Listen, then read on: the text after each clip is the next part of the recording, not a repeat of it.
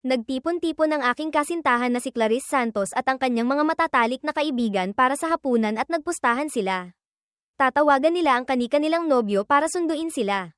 Kung sino ang huling dumating ang magbabayad ng lahat. Sa huli, si Clarice ang natalo. Hanggang hating gabi, 2:00 ng madaling araw. Hindi ko pa rin siya sinusundo. Tinapak ni Andrea si Clarice sa balikat na may kaunting awa. Tapos na sa wakas sa trabaho ang boyfriend ko. Clarice, mauna na kami ha. Ang nobyo ni Andrea ay tumingin kay Clarice ng makahulugan. Walang sinabi. Hinawakan lang ang kamay ni Andrea at umalis. Nang makita ni Clarice ang driver na nagmamadaling dumating, agad na naging malamig ang kanyang ekspresyon. Alam ng lahat na may ibang buhay si Clarice sa labas. Sa mga nagdaang taon, engaged siya sa akin sa harap ng publiko. Ngunit palihim siyang nakikipagkita sa kanyang unang pag-ibig. Si Marco Gomez. Hindi sila mapaghiwalay. Itinago niya ang lahat. Alam ng mga kaibigan niya. Alam din ng mga magulang niya. Pero lahat sila ay tinulungan siyang itago ito sa akin. Dahil alam nilang lahat na ako ang buhay ni Clarice. Na kapag nalaman ko, siguradong iiwan ko siya. At siguradong mababaliw siya. Pero sa pagkakataong ito, lumagpas na siya sa hangganan. Nang gabing iyon, matapos kong inumin ang gatas na iniabot mismo ni Clarice, naramdaman ko na lang na pabigat ng pabigat ang talukap ng aking mga mata. At unti-unting nawawala ng malay ang aking kamalayan. Hindi ko alam kung gaano katagal ang lumipas. Naramdaman kong napunta ako sa isang kakaibang lugar. Narinig ko na lang sa tabi ng aking tenga ang isang pamilyar na boses. Clarice, nababaliw ka na ba? Talagang gusto mong patayin si Angelo Reyes.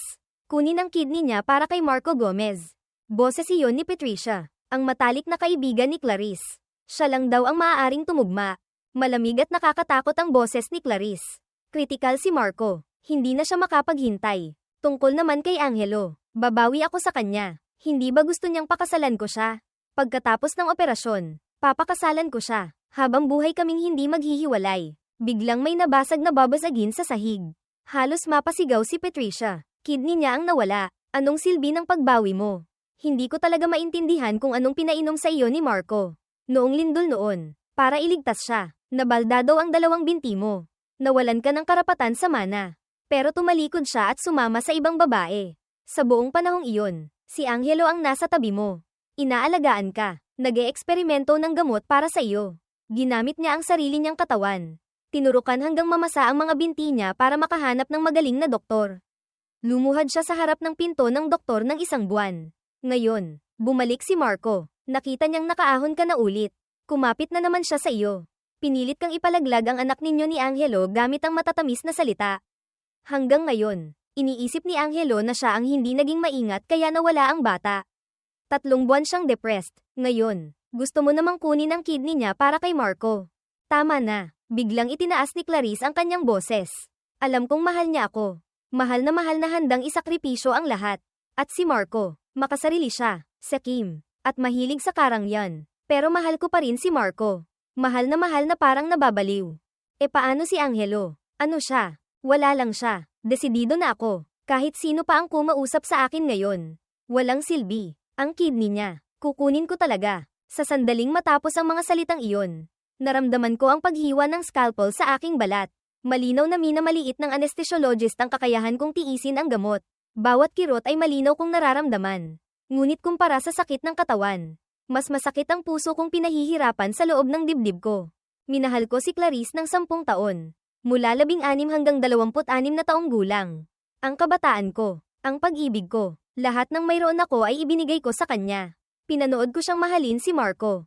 Pinanood ko siyang mabaliw dahil kay Marco. Pinanood ko siyang bumagsak matapos siyang iwan ni Marco. Sinamahan ko siya sa pinakamadilim niyang mga araw matapos siyang mabaldado. Tiniis ko ang pabago-bago at madilim niyang ugali. Kahit noong nawalan siya ng kontrol at itinulak ako sa sahig. Hindi ako nagreklamo kahit isang salita. Tahimik lang akong tumayo at nagpatuloy sa pag-aalaga sa kanya. Inakala kong isang araw ay lilinggan din siya sa akin. Ngunit pala, sa mata niya, wala lang ako. 10 taon. Buong 10 taon. Kahit gaano karami ang pinagdaanan namin. Si Marco pa rin ang mahal niya. Dahil sa isang salita ni Marco, walang awa niyang ipinalaglag ang anak namin. Dahil kailangan ni Marco, palihim niyang kinuha ang kidney ko para kay Marco. Hindi ko alam kung gaano katagal ang lumipas. Naramdaman kong may bagay na kinuha mula sa katawan ko. Iyon ang kidney ko. At iyon din ang lahat ng pagmamahal ko sa loob ng 10 taon. Nang magising ako, Amoy ng antiseptiko ang sumalubong sa akin. Mahapdi sa mata. Gising ka na. Isang malamig na boses ang narinig mula sa pinto. Nanigas ang buong katawan ko. Dahan-dahan kong itinaas ang aking ulo. Nakatayo si Clarice sa pinto laban sa liwanag. Ang payat niyang figura ay bumubuo ng isang malamig na anino. Pumasok siya suot ang puting bestida. Ang mahahaba at payat niyang mga binti. Bawat hakbang ay parang tumatapak sa puso ko. Umupo siya sa tabi ng kama. Iniabot ang kamay para haplasin ang mukha ko. Kumunat ang noo at nagtanong. Masakit ba? Tiningnan ko siya. Ang puso ko'y parang pinipiga ng isang hindi nakikitang kamay. Masakit na halos hindi ako makahinga. Paano niya nagagawang maging malambing pa rin at magtanong kung masakit? Paano niya nagagawa, pagkatapos niyang kunin ang kidney ko? Ipalaglag ang anak namin, na umupo pa rin ng kalmado sa harap ko. Tingnan ako ng may pag-aalala, at tanungin kung ano ang problema. Binuksan ko ang aking bibig. Ang boses ko'y paos na hindi ko na makilala. Hindi nagbago ang ekspresyon ni Clarice. Malambing ang boses na nagsabing, nagkaroon ka ng biglaang appendicitis. Tapos na ang operasyon. Appendicitis. Tumawa ako ng mapakla sa loob-loob ko. Tinatamad na siyang gumawa ng matinong kasinungalingan.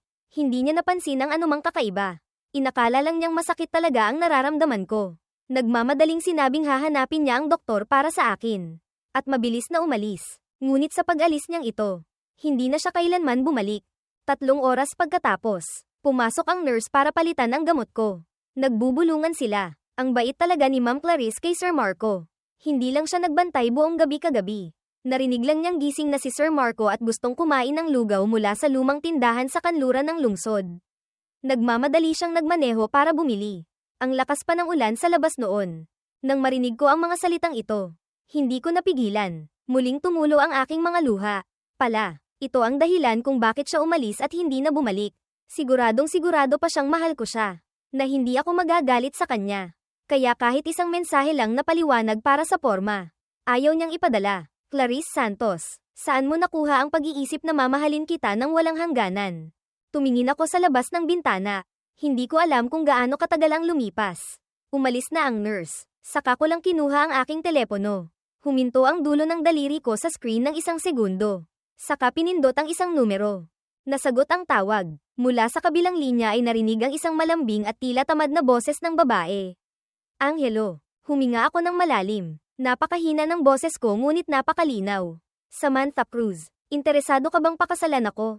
Natahimik sandali ang kabilang linya. Maling numero yata ang natawagan mo. Hindi ako si Clarice Santos. Alam ko. Hinigpitan ko ang hawak sa telepono. Namuti ang dulo ng mga daliri ko. Ikaw ang tinatanong ko. Ayoko nang pakasalan si Clarice Santos. Tila naging interesado si Samantha Cruz. Mabagal ang tono ng kanyang boses. Kung gayon, bakit ko naman iisipin na papakasalan kita? Pumikit ako. Kalmado ang boses. Dahil lang sa hindi mo kailanman gusto si Clarice Santos. Dahil lang. Huminto ako sandali. Bawat salita'y binigkas ko. Ang larawang nakatagilid sa iyong desk ay ako. Isang nakakabinging katahimikan. Hindi ko alam kung gaano katagal ang lumipas. Narinig mula sa kabilang linya ang boses na nagkukunwaring kalmado. Paano mo nalaman? Tumingin ako sa puting kisame ng silid sa ospital. Ang IV fluid sa tubo ay tumutulo bawat patak, na parang nagbibilang ng paubos kong natitirang hanggal na pag-ibig. Kailangan mo lang sumagot, oo o hindi. Natahimik ng 2 segundo ang kabilang linya. Saka sa wakas nagsalita ang babae. Ang boses niya ay may hindi malinaw na emosyon. Tila medyo mabilis ang kanyang paghinga. 7 araw mula ngayon, pumunta ka sa akin. Magpaparehistro tayo ng kasal. At saka, huminto siya sandali. Pagkatapos mong pakasalan ako, hinding-hindi ka na dapat magkaroon ng anumang ugnayan kay Clarice Santos. Pumikit ako. Malinaw ngunit matatag ang boses. Hindi na mangyayari. 7 araw mula ngayon, hinding-hindi ko na siya makikita. Pagkababa ng telepono, agad akong nag-book ng tiket sa eroplano papuntang Lungsod S pagkatapos ng 7 araw. Iyon ang teritoryo ni Samantha Cruz. Sa buong sumunod na araw, hindi pa rin nagpakita si Clarice. Tanging ang tagapag-alaga ang pumasok sa pinto. Magalang ang boses. Sir Angelo, masyadong abala si Ma'am Clarice sa kumpanya kamakailan. Pinapanta niya kami para alagaan ka. Mahina akong tumango ng, hindi ko ibinunyag na alam kong si Clarice ay hindi abala. Kundi nagbabantay sa tabi ng kama ni Marco Gomez. Hindi umaalis kahit kalahating hakbang. Hanggang sa araw ng paglabas ko sa ospital. Sa wakas ay nagpakita si Clarice. Nakasuot siya ng hapit na mahabang bestida. May kaunting pagod sa pagitan ng kanyang mga kilay. Ngunit maganda pa rin na nakakabighani. Nakita niya akong nag-aayos ng gamit at nakatayo sa pinto ng silid. Mabilis siyang lumapit. Iniabot ang kamay na tila kukunin ang aking mga damit. May halong paghingi ng tawad sa boses. Paumanhin. Angelo, maraming ginagawa sa kumpanya kamakailan. Saka naghahanda ako ng sorpresa kaya hindi ako nakapunta sa tabi mo. Iniwasan ko ang kanyang kamay. Ako na mismo ang nagdala ng bag at naglakad pauna. Anong sorpresa? Bahagyang ngumiti ang labi ni Clarice. May bihirang lamang sa kanyang mga mata. Dadalhin kita sa isang lugar. Kalahating oras pagkatapos, huminto ang kotse sa harap ng isang marangyang hotel. Sumunod ako kay Clarice papasok. Sa sandaling itinulak ang pinto ng banquet hall. Mga rosas at liwanag ng kandila ang bumungad sa aking mga mata. Ito ay isang engagement ceremony. Sunod-sunod na lumingon ang mga bisita. Ang kanilang mga mata ay nakatuon sa akin. Hinawakan ni Clarice ang kamay ko papunta sa gitna. Saka kinuha ang pares ng singsing mula sa kanyang bag. Angelo, tumingala siya sa akin. Malambing at seryoso ang boses. Mag-engage na tayo. Tinitigan ko siya ng tulala. Ang puso ko'y parang pinipiga ng isang hindi nakikitang kamay. Gaano ko pinangarap ang sandaling ito noon. Ngunit ngayon, habang tinitingnan ang napakaganda at kumikinang na singsing, pakiramdam ko'y isang malaking kabalintunaan. Ang matagal ko nang inaasam na engagement ceremony pala ay kapalit ng kidney ko. Bubuksan ko na sana ang aking bibig para tumanggi. Nang biglang itinulak ang pinto ng banquet hall. Pasensya na, na-late ako. Isang mahinang boses ang umalingaw-ngaw. Lumingon ako at nakita si Marco Gomez na nakasuot ng puting polo shirt. Nakatayo sa pinto na may maputlang mukha. May luha sa mga mata. Clarice, Angelo, lumapit si Marco. Garalgal ang boses. Yung mga nangyari noon, kasalanan ko. Sa mga nakaraang panahon, hindi ko rin dapat ginulo si Clarice. Ako ang nakaabala sa inyo. Kaya ngayon, nalaman kong mag-e-engage na kayo. Espesyal akong pumunta para bumati. Pagkatapos magsalita, kinuha niya ang dalawang mag-agarang kahon ng regalo mula sa kanyang bag at ibinigay kay Clarice at sa akin. Sana maging masaya kayo. Pagkasabi noon, tumalikod siya na akmang aalis. Ngunit 2 hakbang pa lang ang nagagawa. Biglang nanghina ang kanyang katawan at bumagsak siya sa sahig. Marco, biglang nagbago ang ekspresyon ni Clarice. Bigla siyang tumayo, walang pag-aalinlangan na sumugod. At dahan-daang ay nalalayan si Marco. Nakalimutan na niyang nasa engagement ceremony kami.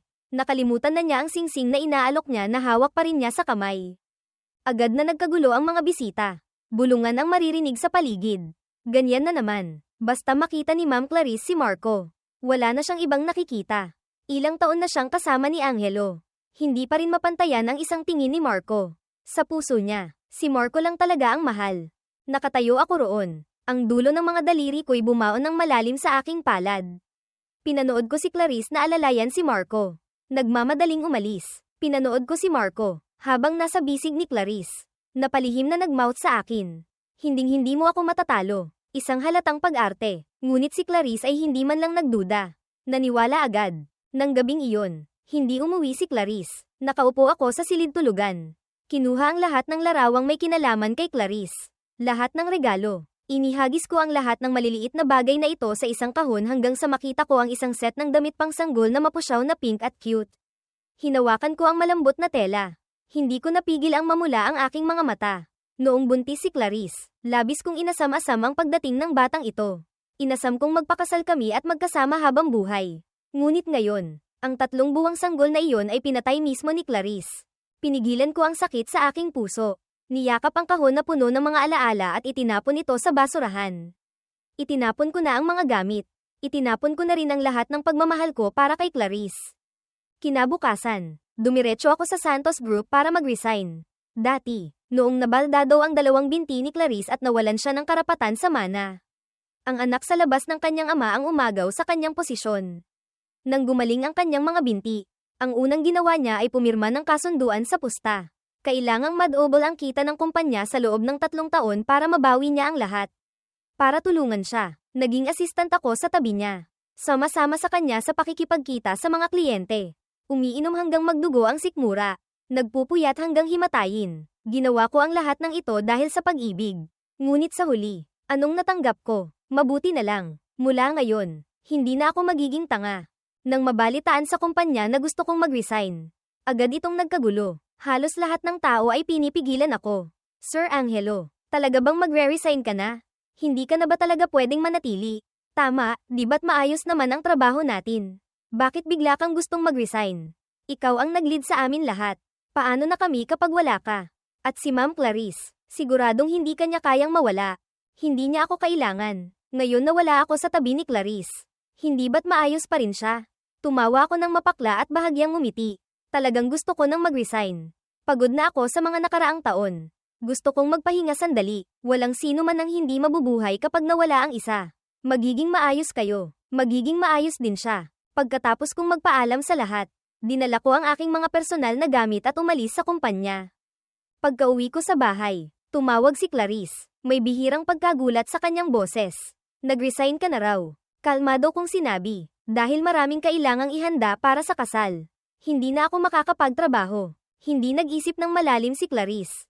Inakala lang niyang pumayag na ako sa engagement noon at abala na ako sa paghahanda ng kasal. Lamambat ang kanyang boses. Paumanhin. May isang proyekto kamakailan na kailangang mag-business trip. Wala akong oras na samahan kang maghanda ng kasal. Bago pa ako makapagsalita, biglang umalingaw-ngaw sa kabilang linya ang boses ni Marco. Clarice, salamat sa strawberries mo. Agad na lumayo ang boses ni Clarice. Huwag kang magulo. Nasa telepono ako. Clarice, kakain ka ba? Kung hindi, hahanap ako ng ibang babae.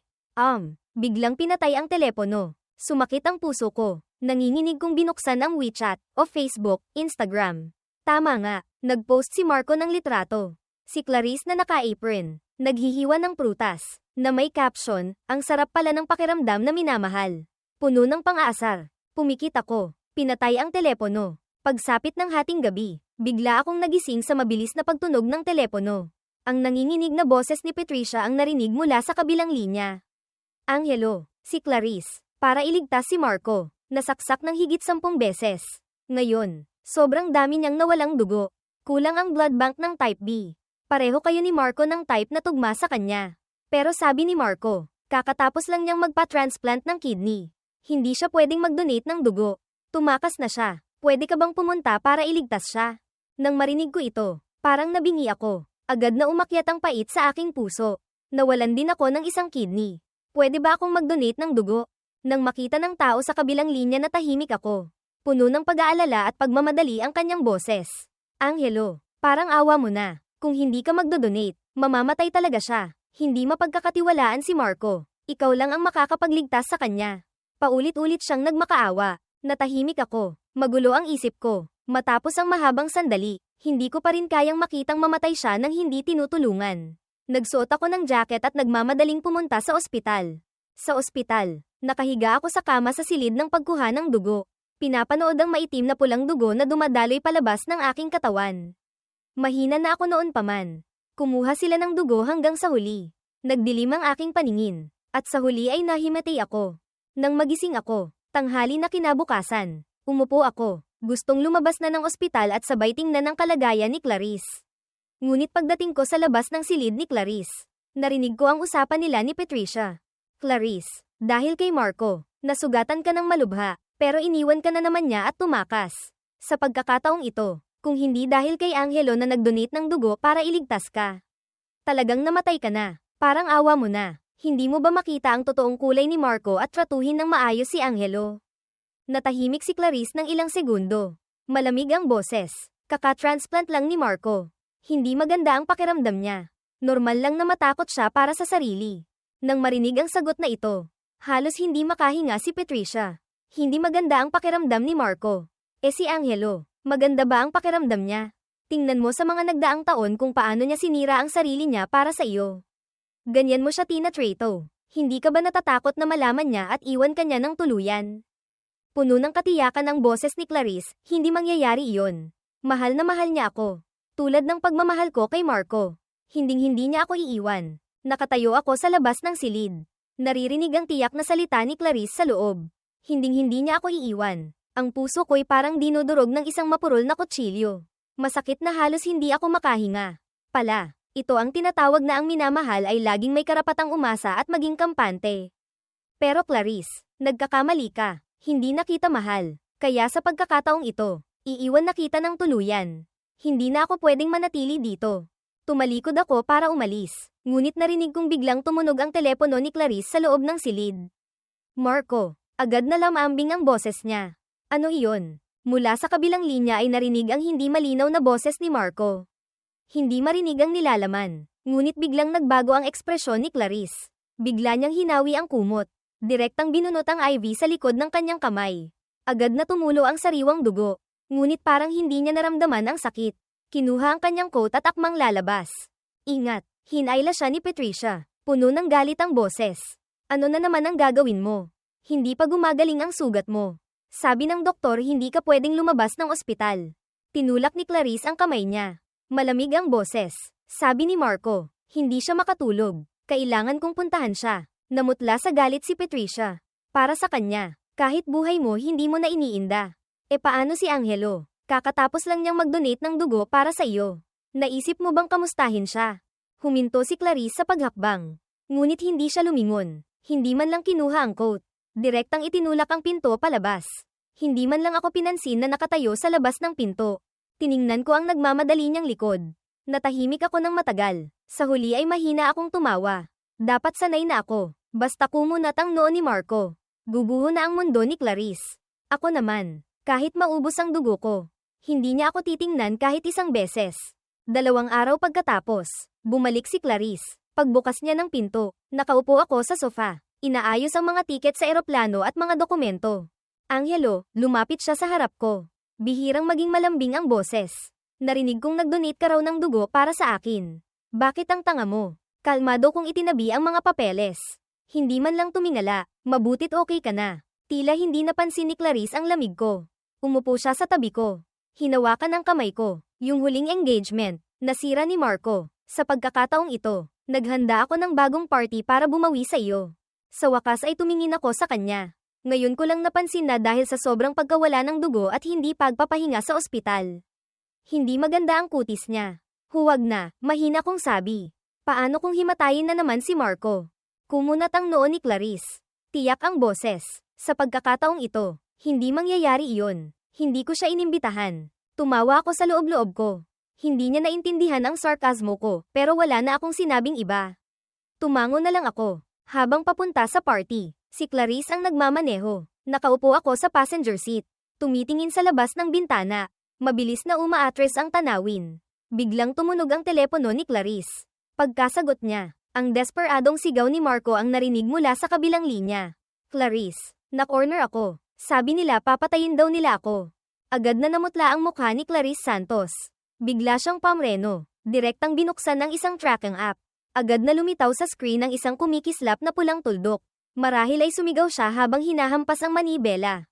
Agad na kumabig ang kotse at humarurot patungo sa labas ng lungsod. Dahil sa biglaang pagliko, tumama ako sa pinto ng kotse. Ang noo ko'y malakas na tumama sa salamin. Agad na umagos ang sariwang dugo mula sa aking kilay. Ngunit si Clarice ay walang pakialam. Ang nasa isip lang niya ay ang kaligtasan ni Marco Gomez. Mabilis na tumakbo ang kotse sa highway. Sa huli huminto sa isang abandonadong tulay. Napakalakas ng ulan. Hindi ko man lang maaninag ang mga tao sa harap. Malabo ko lang nakikita si Marco na tinututukan ng kutsilyo sa leeg ng isang lalaki. Nakatayo sa gilid ng tulay. Clarice Santos, sa wakas dumating ka na. Sumisigaw ng galit ang lalaki. Pinabagsak mo ang kumpanya ko. Pinilit mong tumalon sa gusali ang asawa ko. Ngayon, wawakasan ko rin ang buhay ng pinakamamahal mo. Bumaba ng kotse si Clarice. Nabasa ng ulan ang kanyang damit. Ngunit tila hindi niya nararamdaman ang lamig.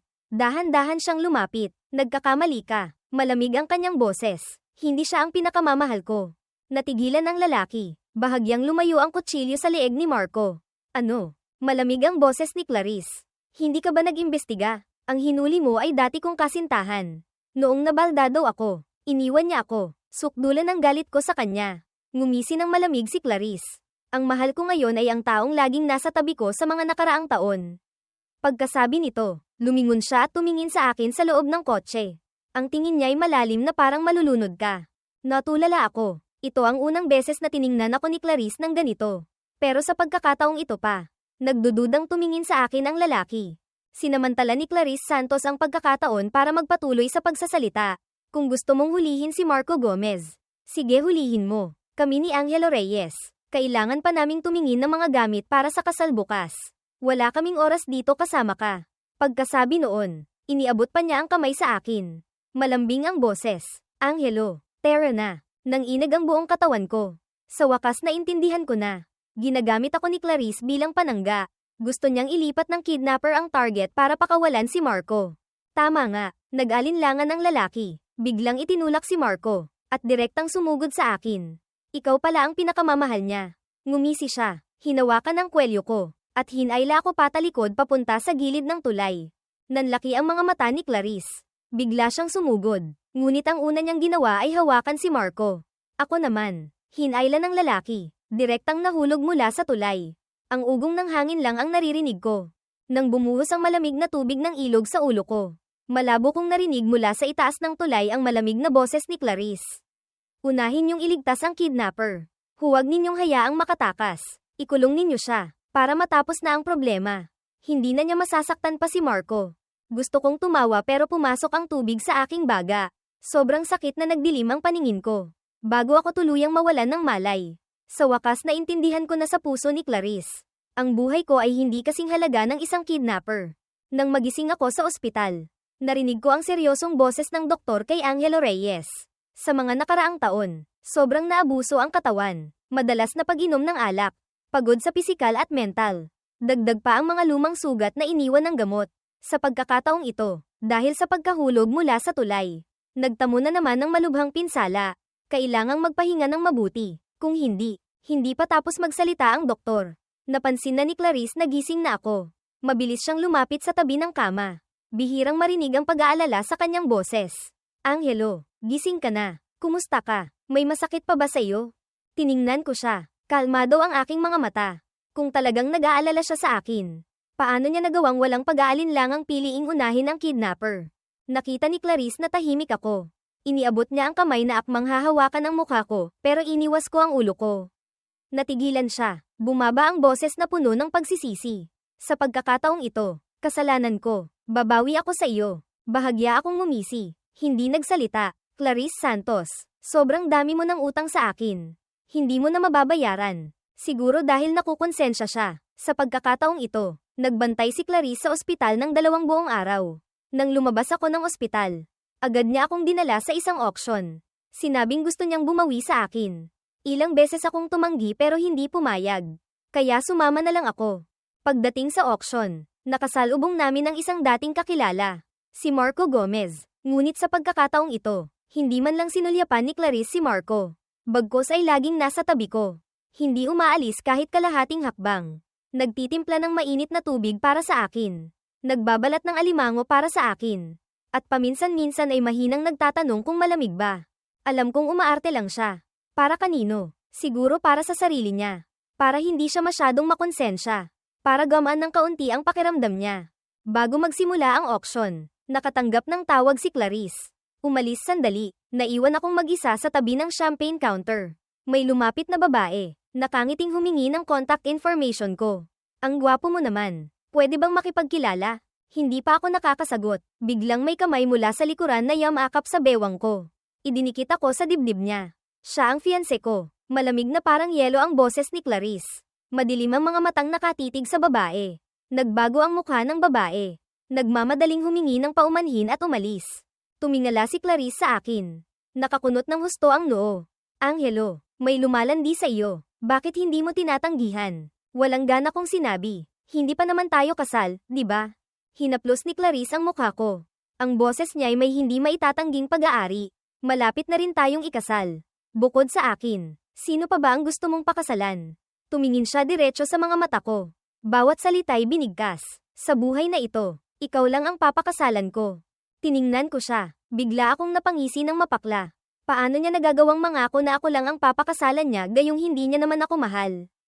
Pagkatapos magsimula ang auction, halos lahat ng nagustuhan ko ay binili ni Clarice. Walang tigil sa paggastos ng pera. Walang pag-aalinlangan. Si Marco Gomez ay nakaupo hindi kalayuan. Madilim ang mga matang nakatitig sa amin.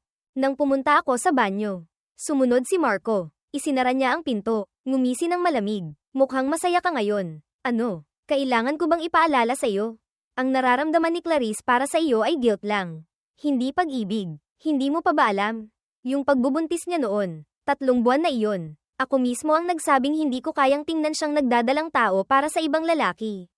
Walang sabi-sabi. Uminom siya ng pampalaglag. At kamakailan lang, nang magkaroon ako ng kidney failure. Hindi siya nagdalawang isip na ay patanggal ang kidney mo para sa akin.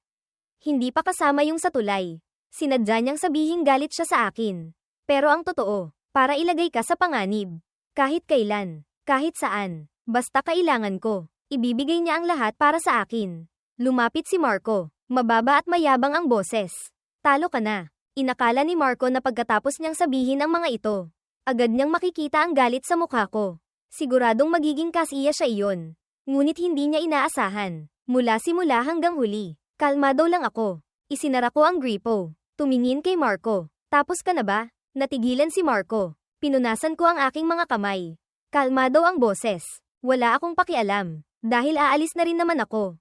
Hindi makapaniwalang tiningnan ako ni Marco Gomez. Paano mong nasasabing wala kang pakialam sa kanya? Kalahati pa lang ng tanong niya. Biglang nagbago ang kanyang mukha. Itinaas niya ang kamay at malakas na sinuntok ang sarili niyang mukha. Isang malakas na kalabog ang umalingaw-ngaw sa banyo. Hindi pa ako nakaka-react. Sa sumunod na segundo, sumugod na si Clarice Santos. Malakas akong itinulak. Anong ginagawa mo? Natamba ako paatras. Tumama ang ibabang likod ko sa matulis na kanto ng vanity table. Sobrang sakit na nagdilim ang paningin ko. Ngunit hindi man lang ako sinulyapan ni Clarice. Direktang Ainal Alayan si Marco Gomez. Malamig ang boses. Nakabawi na ako sa iyo. Bakit ka pa rin nakikipag-away kay Marco? Tinakpan ni Marco ang kanyang mukha. Nagkunwaring mahinahon na sinabi, panalo man o talo, huwag mong sisihin si Angelo Reyes. Kasalanan ko lahat. Madilim ang mukha ni Clarice. Ainal Alayan si Marco Gomez na tumalikod at umalis. Ipinulupot ni Marco ang braso sa bewang niya. Lumingon pabalik at binigyan ako ng isang mapagtagumpay na ngiti. Naiwan akong mag-isang nakasandal sa pader ng banyo. Tawa ako ng tawa. Namula ang gilid ng mga mata ko. Angelo Reyes, tingnan mo. Ito ang 10 taon mo. Ano ang natanggap mo? Nang gabing iyon, hindi umuwi si Clarice Santos. Hindi ko siya tinawagan kahit isang beses. Patay na ang puso ko. Hindi na tulad ng dati na nag-aalala sa kanya. Iniisip kong nasaan siya. Anong ginagawa niya? Dahil malapit na akong umalis. Nag-imbita ako ng grupo ng malalapit na kaibigan sa pinakamarangyang hotel sa sentro ng lungsod. Para mag-organisa ng isang farewell party para sa sarili ko. Nalasing ang mga kaibigan ko. Sunod-sunod na minura si Clarice Santos na walang kwenta. Ang dami mong isinakripisyo para sa kanya. Anong karapatan niyang tratuhin ka ng ganito? Noong high school pa lang. Gusto ka na ni Samantha Cruz. Mas mabuti pang kasama mo siya ng 10,000 beses kaysa kay Clarice Santos. Ngumiti lang ako. Umiinom ng sunod-sunod na baso ng alak. Pagkatapos ng party, binayaran ko ang bill. Tumayo mag-isa sa pasilyo para magpahinga. Naghintay ng matagal. Akma na sanang aalis. Nang marinig ko mula sa dulo ng pasilyo ang pagtatalo ni na Clarice Santos at Patricia. Dahil kay Marco Gomez, lalo ka nang nagiging katawa-tawa. Dahil sa isang salita niya. Ipinalaglag mo ang anak ninyo ni Angelo Reyes, para iligtas siya. Pinatanggol mo ang kidney ni Angelo Reyes. Ngayon dahil lang sinabi ni Marco na gusto niyang magkaanak. Gusto mo nang magkaanak kayo. Malamig at nakakatakot ang boses ni Clarice Santos. Kung hindi ako magkakaanak sa kanya, hahanap siya ng iba. Hindi ko kaya iyon. E paano si Angelo Reyes? Halos mapasigaw si Patricia. Karapat-dapat ka ba sa kanya? Natahimik sandali si Clarice Santos. Walang ganang sinabi. Hindi ba't naghahanda na akong pakasalan siya? Hindi pa rin iyon sapat. Nakatayo ako roon. Kinuyam ang mga kamao at natapos na ang pagtatalong ito. Hindi makumbinsi ni Patricia si Clarice. Umalis ng galit. Tumalikod din si Clarice Santos at umalis. Para akong sinapian. Sinundan ko si Clarice Santos. Nakita ko siyang pumasok sa isang suite. Hindi nakasara ng mahigpit ang pinto. Sa siwang, nakita ko si Marco Gomez na idinagan si Clarice Santos sa kama. Habang hinuhubad ang pantalon ay yumuko para halikan siya. Paos ang boses. Clarice, gawa tayo ng anak. Ngumiti ng kaakit-akit si Clarice Santos at ipinulupot ang braso sa leeg niya. Kung gayon, kailangan mong ay panggako sa akin. Bukod sa akin, hindi ka pwedeng magkaanak sa ibang babae. Nakatayo ako sa labas ng pinto. Tahimik na pinanood ang buong pangyayari. Saka itinaas ang telepono at ni-record ang lahat. Sa pagkakataong ito, tuluyan na akong bumitaw. Dahil patay na ang puso ko. Hindi na ito masasaktan pa. Gabi bago ang araw ng pag-alis ko. Madilim ang gabi. Abala ako sa pag-aayos ng mga bagahe. Nang isasara ko na sana ang huling damit sa malita. Tumunog ang lock ng pinto. Itinulak ni Clarice Santos ang pinto papasok. May bahagyang amoy ng alak sa kanya. Tumayo siya sa pinto. Ang tingin niya ay tumigil sa nakabukas kong malita. Basta na lang nagtanong, nagliligpit ka ng gamit, para saan? Bubuksan ko na sana ang bibig ko para sabihing aalis na ako. Pinutol na ako ni Clarice Santos. Malambing ang boses. Angelo Reyes, turuan mo akong magluto ng medicinal soup. Natigilan ako. Medyo nagulat na tiningnan siyang naglakad papunta sa kusina. Sa mga nakaraang taon, lagi akong nagsisilbi sa kanya. Hindi pa siya kailanman pumasok sa kusina. Natahimik ako sandali pero sumunod pa rin. Sa kusina, nakatayo si Clarice Santos sa harap ng stove. Malamaya siyang naghihiwa ng luya. Halatang hindi sanay. Malinaw na hindi pa niya ito nagawa kailanman. Tumayo ako sa tabi niya at tahimik siyang ginabayan. Huwag masyadong malakas ang apoy. Sa huli ilalagay ang pampalasa. Dapat sapat ang tubig. Pakuluin tapos hinaan ang apoy. Bihirang maging matyaga si Clarice Santos. Talagang sinunod niya ang sinabi ko. Pagkatapos maluto ang sabaw, tinikman niya ito ng isang higop. Kumunat ang noo. Hindi masama, pero walang intensyong ibigay sa akin. Hindi napansin ni Clarice Santos. Sumulyap ang mga mata ko sa relo. Bigla siyang nagsalita, Angelo, may gagawin ako sa mga susunod na araw. Pagkatapos nito, sasamahan na kita. Pagkasabi noon, kinuha niya ang thermos. Isinalin ang natirang sabaw. Saka binitbit ito, tumalikod, at umalis. Nakatayo ako roon. Narinig ang pagsara ng pinto. Tahimik kong kinuha ang telepono at binuksan ang WeChat o Facebook Messenger ni Marco Gomez. Tama nga, kaka-update lang niya ng isang status, bigla kong gustong uminom ng medicinal soup. Mayroon bang handang matuto para sa akin? Pinatay ko ang telepono. Bahagyang ngumiti. Ang sabaw na ito ay espesyal kong pinag-aralan para sa kanya noon. Hindi maganda ang sikmura niya. Narinig kong nakakabuti sa sikmura ang medicinal soup kaya pinuntahan ko ang lahat ng lumang restaurant. Nagpaturo ako. Hindi mabilang na beses akong nagluto bago ko natutunan. Ngayon, ang taong hindi pa kailanman pumasok sa kusina. Dahil kay Marco Gomez, nagsimula ng pumasok sa kusina para magluto. Ang pagmamahal at hindi pagmamahal ay talagang isang paulit-ulit na siklo. Umaga ng araw ng pag-alis ko. Mag-isa kong inayos ang lahat ng bagahe at tiket sa eroplano. May ilang oras pa. Nagsuot ako ng sombrero at mag-isang lumabas papunta sa ilang lugar. 6 na oras bago umalis. Pumunta ako sa Zenhua High School kung saan kami nag-aral ni Clarice Santos. Walang tao sa classroom. Hinanap ko ang desk na inupuan ko noon. Hinaplos ng dulo ng daliri ko ang ibabaw ng mesa. Ang magaspang na ukit ng mga salita, gusto ko si Clarice Santos. Kinuha ko ang susi at unti-unting binura ang mga salitang iyon. Hanggang sa hindi na ito makita. Ang mga pinagburang kahoy ay nahulog na parang durog kong kabataan. 5 oras bago umalis, pumunta ako sa sikat na Lover's Bridge. Ang kinakalawang na love lock ay nakasabit pa rin sa rehas. Nakaukit sa ibabaw ng lock ang aming mga pangalan. Noon, dinala ko si Clarice Santos dito. Namumula ang mukhang sinabi, isabit natin ito, para magkasama tayo magpakailanman. Noong mga oras na iyon, mahina lang siyang tumango ng hinayaan akong mag-abalang magkabit. Ngayon, pag iniisip ko, marahil hindi niya ito kailanman pinahalagahan. Malakas kong hinayla, naputol ang kadena at nahulog sa ilog. Hindi man lang gumawa ng kahit anong alon. 4 na oras bago umalis. Pumunta ako sa Pushang Temple. Noong una, balak kong kunin ang pulang laso na isinabat ko, pero mula sa malayo ay nakita ko sina Clarice Santos at Marco Gomez na nakatayo sa ilalim ng wishing tree. Tinanong ng punong monghe si Marco Gomez, Ginoo, ano po ang nais ninyong hilingin? Sabi ni Marco Gomez, hinihiling kong dumating na agad ang anak namin. Namula ang mukha ni Clarice Santos. Malambing ang boses. Hinihiling kong matupad ang hiling ng taong nasa tabi ko. Iniabot ng punong monghe ang pulang laso. Naway matupad ang inyong mga kahilingan. Kinuha ng 2 ang laso.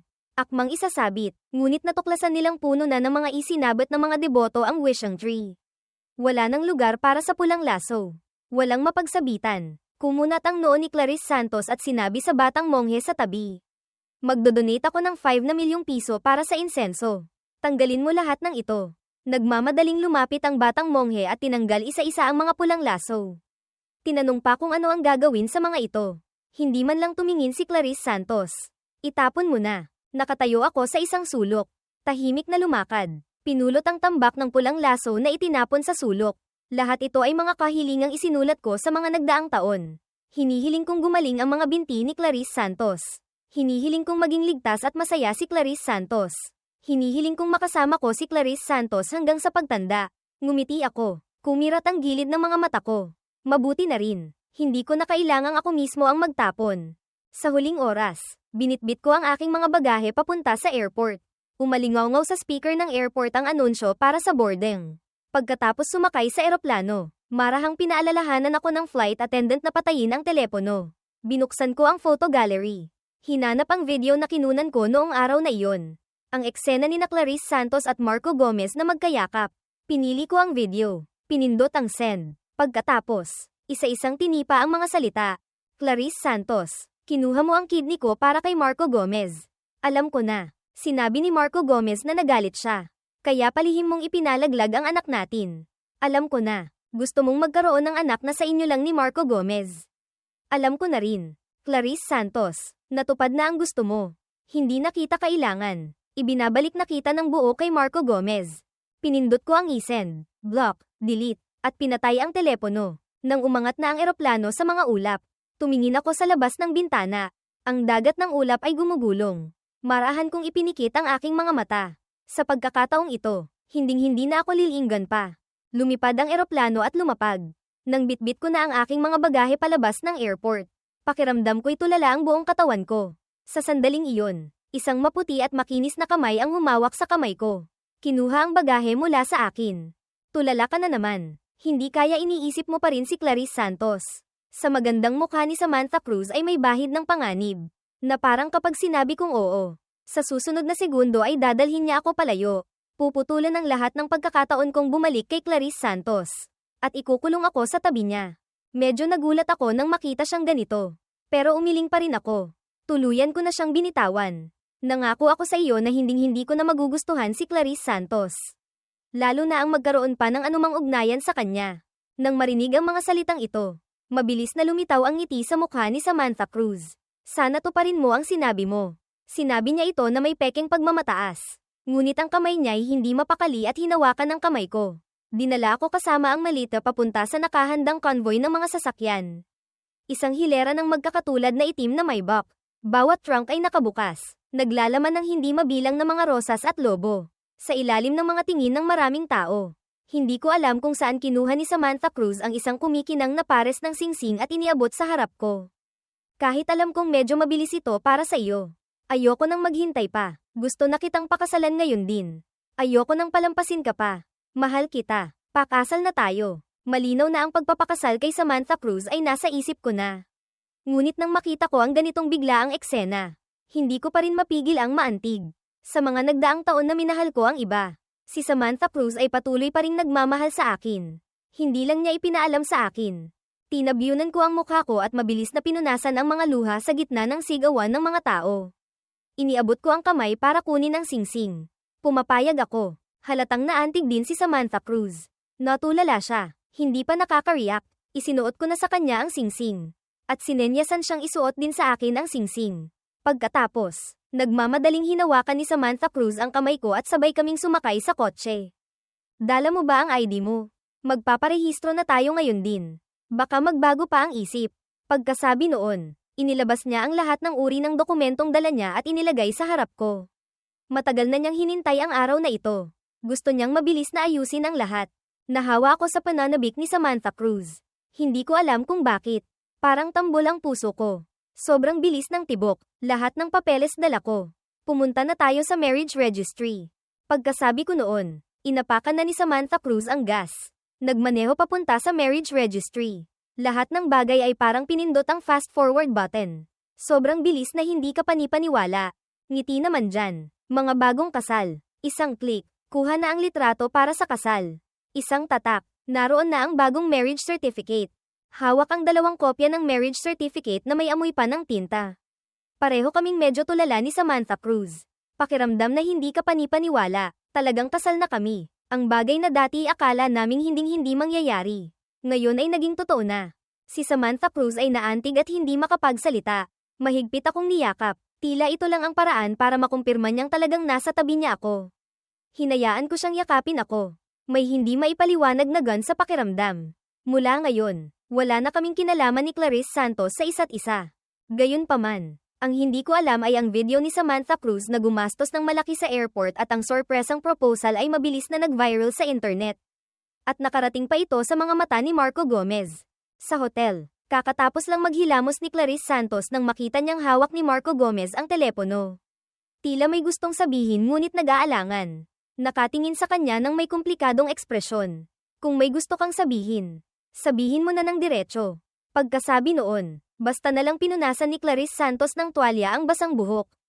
Ang bathrobe na suot niya ay hindi maitago ang mga hiki sa maputi niyang leeg. Kinagat ni Marco Gomez ang labi. Nagkunwaring nahihirapan na iniabot ang screen ng telepono sa harap niya. Yung tao sa video parang si Angelo Reyes. Nagkakamali ba ako ng tingin? Hindi ba kayo nag-engage na at malapit ng ikasal? Bakit siya pumayag sa proposal ng iba? At gusto pang pakasalan ng iba? Hindi kaya palihim siyang may ibang babae. Hindi malinaw. Pagdating dito, huminto siya. Puno ng masamang hangarin ang kanyang mga mata. Ngunit nagmamadaling ipinagtanggol si Angelo Reyes. Mahal na mahal ka ni Angelo. Yung nasa video siguro hindi siya. Kamukha lang niya. O kaya, ipakita natin kay Angelo ang video na ito. Baka sila pala ay matagal nang nawawalang magkapatid. Pero sa totoo lang, bagay yung dalawa sa video. Gwapo't maganda. Maraming nagsasabi na bagay sila. Masayang masaya. Habang nagpapaliwanag si Marco Gomez, lalo lang lumalala ang sitwasyon. Agad na dumilim ang mukha ni Clarice Santos. Sa maitim niyang mga mata ay nag-aapoy ang galit. Hindi siya tanga. Imposibleng hindi niya makilala ang mga tao sa video. Sila nga si Angelo Reyes at Samantha Cruz. Paano niya nagawang pumayag sa proposal ni Samantha Cruz? Nababaliw na ba siya? Isang malaking galit ang sumiklab sa puso niya. Tatawagan na sana niya ako para linawin. Ngunit natuklasan niyang na-block na siya. Hindi na matawagan ang numero ko. Hindi lang iyon. Lahat ng paraan ng pakikipag-ugnayan ay na-block at na-delete na. Ilang oras lang ang nakalipas. Ang mahabang mensahe at video na ipinadala ko sa WeChat o Messenger, Facebook, ay biglang lumitaw sa harap ng kanyang mga mata. Halos kaagad, ang galit sa puso niya ay binuhusan ng isang timba ng malamig na tubig. Nanlamig ang buong katawan niya. Alam na niya lahat, si Clarice Santos ay lubos na nataranta. Nanginginig ang mga daliring binuksan ang video na iyon. Ang mga bida sa larawan ay siya at si Marco Gomez. Nang gabing iyon, nagkayakapan sila ng may kabaliwan at kaguluhan sa mahabang panahon. Medyo nanginginig ang kuha ng video. Mararamdaman pa ang nararamdaman ko noong nakita ko ang lahat ng ito. Naramdaman ni Clarice Santos na blanko ang isip niya sa sandaling iyon. Hindi man lang niya marinig ang mga tunog sa paligid. Ang bawat salita ko, sukdulan ng pagiging tiyak. Paulit-ulit na binasa ni Clarice Santos ang huling pangungusap na iyon ng hindi mabilang na beses. Ngunit hindi pa rin makapaniwala sa kanyang mga mata. Bakit ganito? Hindi ba't mahal na mahal niya ako? Hindi ba't mahal niya ako na handang gawin ang lahat para sa akin? Bakit biglang hindi na niya ako mahal? Bakit biglang hindi na niya ako kailangan? Paano niya nalaman ang tungkol sa pagpapalit ng kidney? Pagpapalaglag. At ang gusto kong magkaanak sila ni Marco Gomez.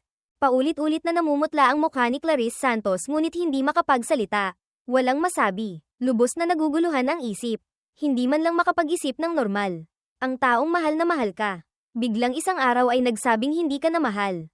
Paano mo matatanggap iyon? Ngunit ang mga ginawa niya. Kung nalaman mo na, talagang hindi matatanggap. At kung hindi mo alam, masunurin kang magpapatuloy sa tabi niya. Siguradong may nagsabi sa kanya ng lahat. Halos kaagad. Isang anino ang lumitaw sa isip ni Clarice Santos. Si Patricia. Nang maisip niya ito, nagmamadaling tinawagan ni Clarice Santos si Patricia. Ikaw ba ang nagsabi kay Angelo Reyes ng lahat ng ginawa ko? Kung hindi, paano siya papayag sa proposal ng iba? Nang marinig ang nagtatanong na tono ni Clarice Santos, natigilan si Patricia. Kakagaling lang niya sa morgue. Hindi pa malinaw kung ano ang nangyayari. Ngunit hindi sinasadyang pinabulaanan si Clarice Santos. Ano bang sinasabi mo? Wala akong sinabi kay Angelo. Hindi nga kami ganoon ka-close. Kailan pa siya pumayag sa proposal ng iba? Huwag kang ang magbiro. Kahit sinabi niya iyon, hindi pa rin naniwala si Clarice Santos kay Patricia. Bukod sa iyo na laging nagsasalita ng mabuti tungkol sa kanya. Wala nang iba pa. Naiintindihan ko na. Ngayong araw na ito, ang ginawa niyang paghihiwalay at proposal na ito. Kayo ang nagsabuatan. Tama ba? Hindi ba't gusto niyo lang makita akong nagsisisi?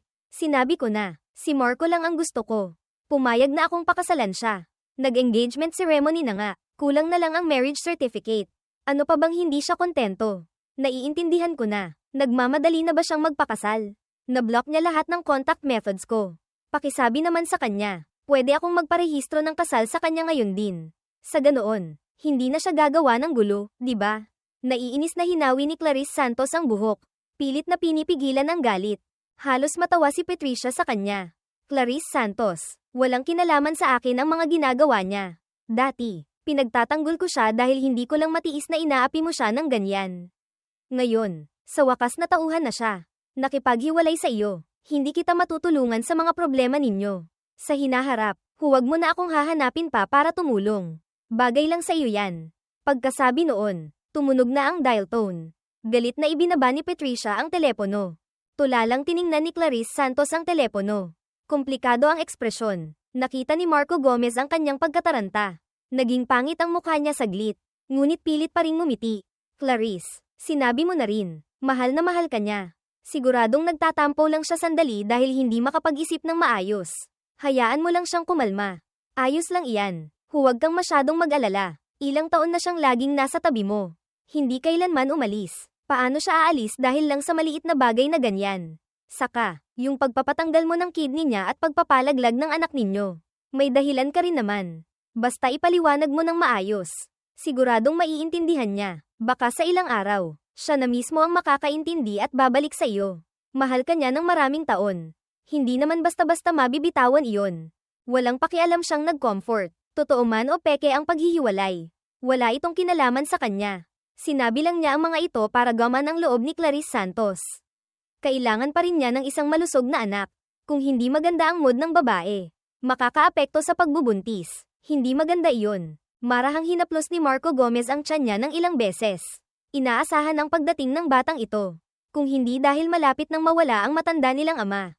At ilang taon na lang ay hahatiin na ang ari-arian ng pamilyang Gomez. Hindi niya minamadaling magkaanak si Clarice Santos. Para hindi siya matali sa bata. Ang pangunahing sangay ng pamilyang Gomez ay siya lang ang nag-iisang anak na lalaki. Ngunit hindi kakaunti ang mga anak sa labas. Ang mga kamag-anak sa kabilang sangay ay nag-aabang din sa ari-arian ng pamilyang Gomez.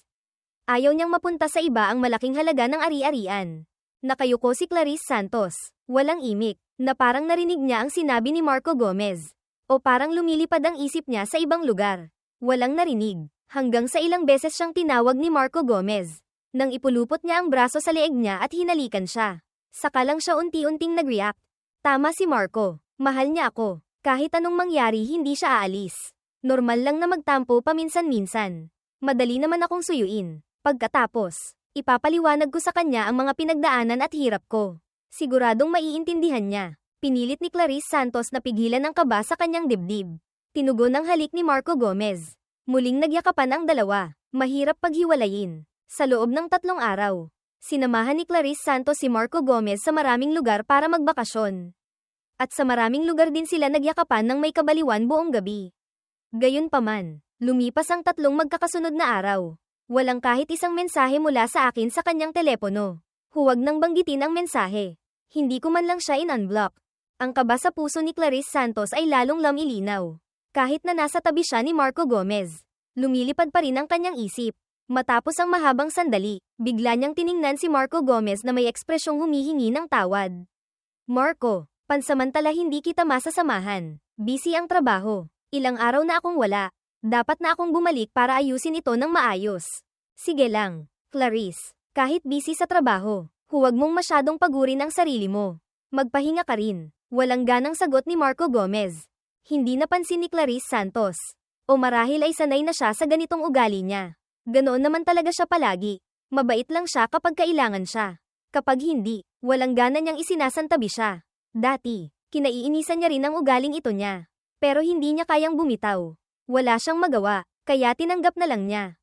Pagkatapos ihatid si Marco Gomez sa bahay, bumalik din si Clarice Santos sa villa. Pagpasok niya sa villa, hindi niya maiwasang kumunat ng husto ang noo. Tila maraming nawawala sa villa. Ngunit parang wala ring nagbago. Katie wala. Nasaan si Angelo Reyes? Hindi pa ba siya bumabalik? Hanggang kailan siya magtatampo? Kumunat ang noo ni Clarice Santos. Malamig ang boses. Nagkatinginan ng Katie wala at ang mga katulong na may pag-aalangan. Bamantong hininga ng malalim bago naglakas loob na magsalita. Señorita, Si Sir Angelo Reyes po ay nag-impake na at umalis 3 araw na ang nakalipas. Wala siyang iniwan na kahit anong gamit niya. Hindi rin po kayo nagtanong. Kaya akala po naming lahat alam ninyo. At saka, mukhang nagpakasal na po si Sir Angelo kay Samantha Cruz. Ngayon po ay kumakalat na sa internet. Naghiwalay na po ba talaga kayo? O nagtatampuhan lang? Kailangan po bang ipag-utos sa assistant na may gawin? Para ay patanggal ang mga balitang ito. Pagkasabi noon, ipinakita pa niya ang larawan ng balita kay Clarice Santos. Nang marinig ng Katie wala ang sinabi. Parang tinamaan ng kidlat si Clarice Santos. Nabingi ang kanyang mga tainga. Tila wala siyang marinig na anumang tunog.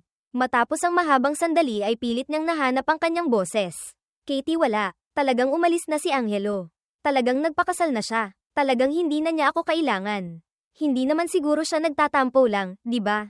Paano niya nagawang pakasalan si Samantha Cruz? Alam niyang mortal kung kaaway si Samantha Cruz. Bakit niya pa ginawa ito para inisin ako? Sukdulan ng hindi niya paniniwala. Paulit-ulit niyang tiningnan ang larawan ng marriage certificate namin ni Samantha Cruz nang hindi mabilang na beses. Ngunit hindi pa rin niya makumbinsi ang sarili. Nagkamali siya. May kasalanan siya sa akin. Alam niya iyon kaya nagpa siyang gamitin ang natitirang buhay niya para bumawi sa akin. Bakit pa niya kailangang pakasalan si Samantha Cruz? Nagalit si Clarice Santos. Direktang inihagis ang telepono ng Katie wala. Malakas na tumama ang telepono sa pader. Agad na nasira at naduraj. Namula ang mga mata niya sa galit. Halos mawala sa sarili. Desidido siyang umalis sa villa. Halos walang makitang bakas ko na naiwan. Kinuyam ni Clarice Santos ang kanyang mga kamao. Ang mga kuko ay halos bumaon sa kanyang palad. Nahihirapan siyang huminga sa galit. Si Samantha Cruz, ilang taon na kaming magkalaban. Paano siya magiging mabuting tao? Kilala ba siya ni Angelo? Basta na lang siyang pinakasalan. Hindi ba siya natatakot na maapi? Paglaruan. Pagsamantalahan hanggang mamatay. Habang iniisip ito ni Clarice Santos, lalo siyang hindi mapakali sa pag-aalala para sa akin. Matapos ang mahabang sandali, tinawagan pa rin niya ang isang numerong matagal nang nakalimutan. Samantha Cruz, si Clarice Santos ito. Tao ko si Angelo Reyes. Nagtampo lang siya sandali kaya pumayag sa iyo. Mas mabuting tratuhin mo siya ng maayos. Hindi siya kasangkapan para kalabanin mo ako. Pinapayuhan kitang ibalik mo siya agad sa akin. Kung hindi, hinding-hindi kita patatawarin. Malamig ang mga mata ni Clarice Santos. Bahagyang hindi mapakali ang dulo ng kanyang mga daliri. Marahang tumatapik sa mesa, na parang malapit nang maubos ang pasensya. Tumawa ng mapakla si Samantha Cruz sa kabilang linya. Clarice Santos, ngayon, si Angelo Reyes ay legal kong asawa. Lahat ng dapat at hindi dapat gawin sa pagitan namin. Nagawa na namin lahat. Sinasabi mong ibalik ko siya sa iyo. Nananaginip ka ba? Pagkasabi noon, espesyal niyang idiniin ang mga salitang, legal kong asawa. May halong kasiyahan pa sa kanyang boses.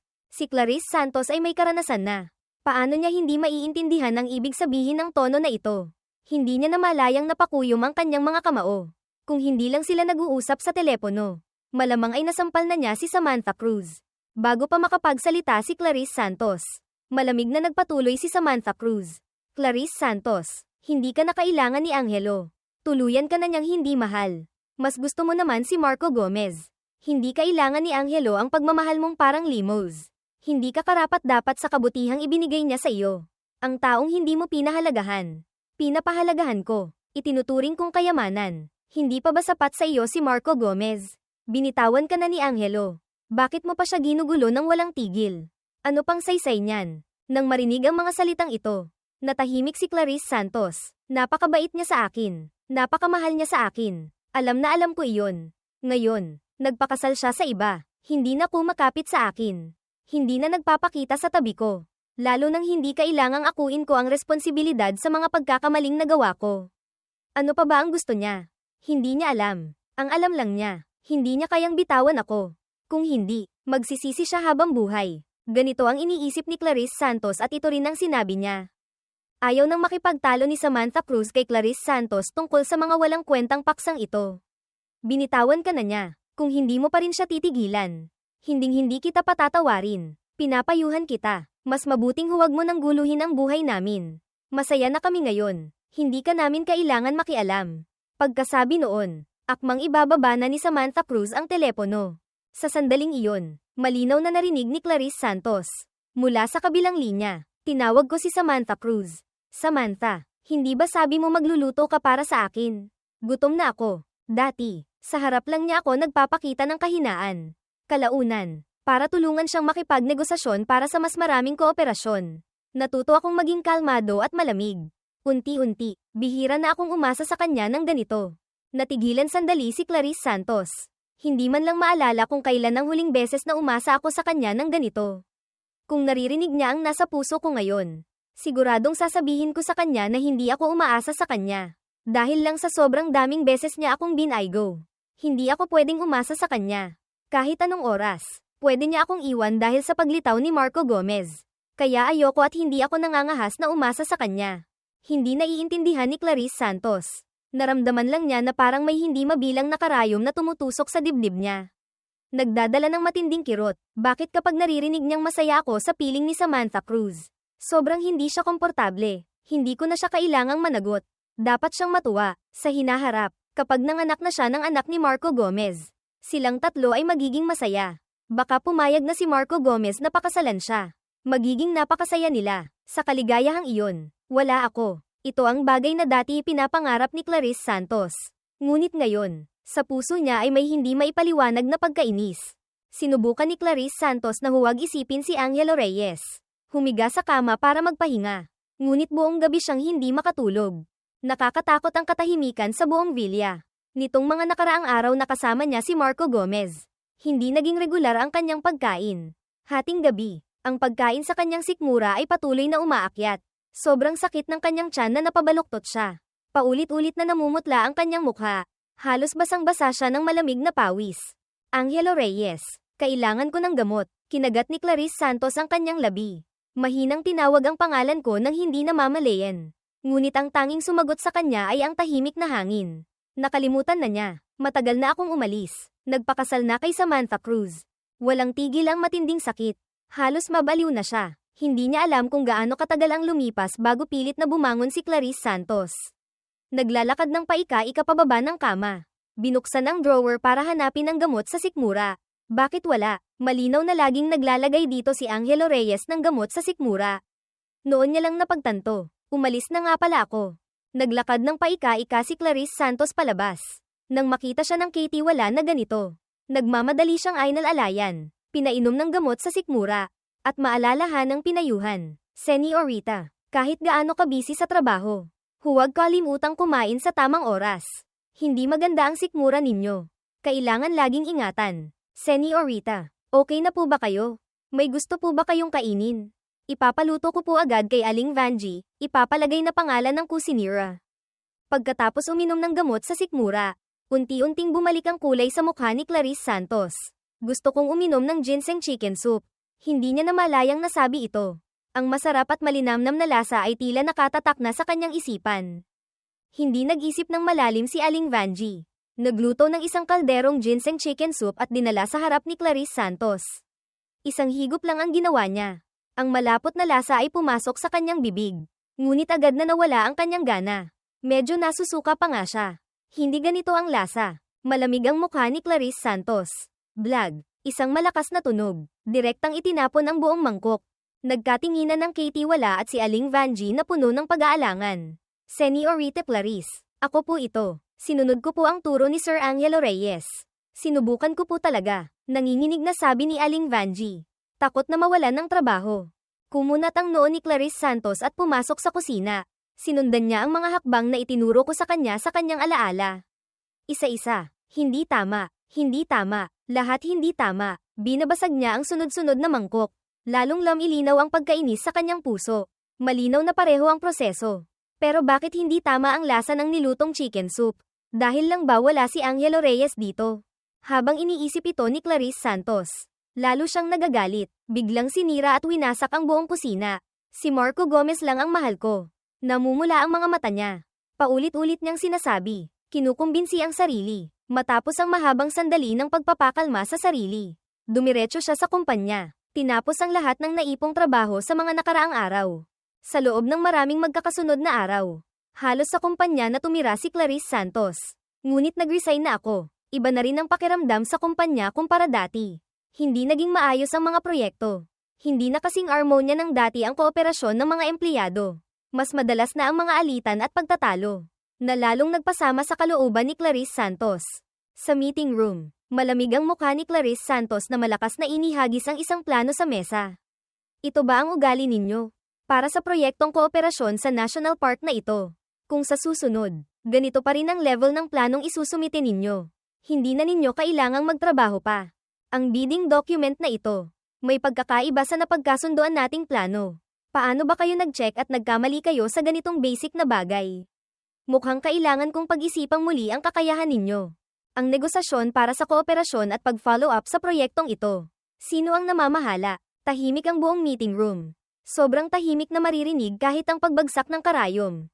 Halos bawat project manager at department head ay napagsabihan. Halos gusto nang ibaon ng lahat ang kanilang mga ulo sa lupa. Pakiramdam na sobrang hirap ang maikling meeting na iyon. Hindi alam kung gaano katagal. Sa wakas ay idineklara ni Clarice Santos na tapos na ang meeting. Para silang nakalaya, sunod-sunod na mabilis na umalis sa meeting room. Malalim na bumantong hininga si Clarice Santos. Pagod na sumandal sa likod ng upuan. Umalis na ako. Nagbago na ang buhay niya. Marami sa mga kasama niya sa kumpanya na nakikipaglaban kasama niya. Napagsasabihan niya ng lahat, ay wala na. Lahat ng humaharap sa kanya ay takot. Ang kahusayan sa pagtupad ng mga gawain ay mas mababa na rin kaysa dati. Kahit sa pag-uwi sa bahay, ganoon pa rin kalamig. Kahit may mga katulong pa rin sa bahay, wala na ang init ng dati. Noon, nabaldado ang dalawang binti niya. Kahit nakahanap ako ng magaling na doktor para gamutin siya, hindi pa rin ito tulad ng dati. Kapag masama ang panahon, sumasakit pa rin ito ng bahagya. At nitong mga araw na ito, mas malinaw at nakakainis ang sakit sa kanyang mga binti.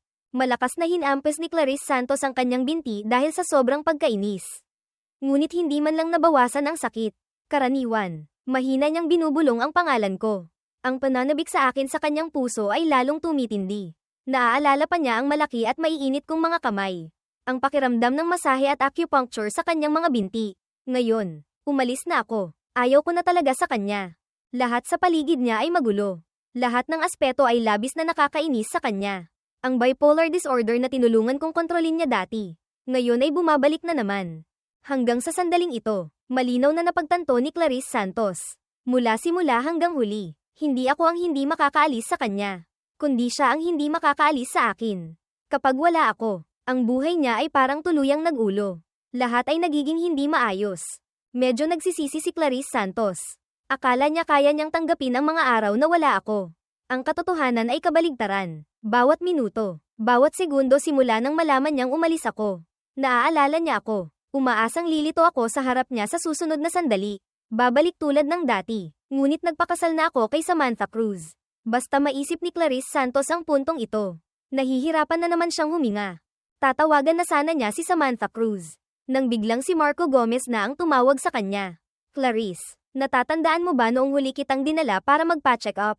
Lumabas na ang resulta. Buntis ka na. Magkakaanak na tayo. Masaya ka ba? Natigilan si Clarice Santos. Matagal bago siya nag-react sa sinabi ni Marco Gomez. Masaya ba? Dapat siyang masaya. Pero bakit ang unang reaksyon niya ay hindi saya kundi pagkalito?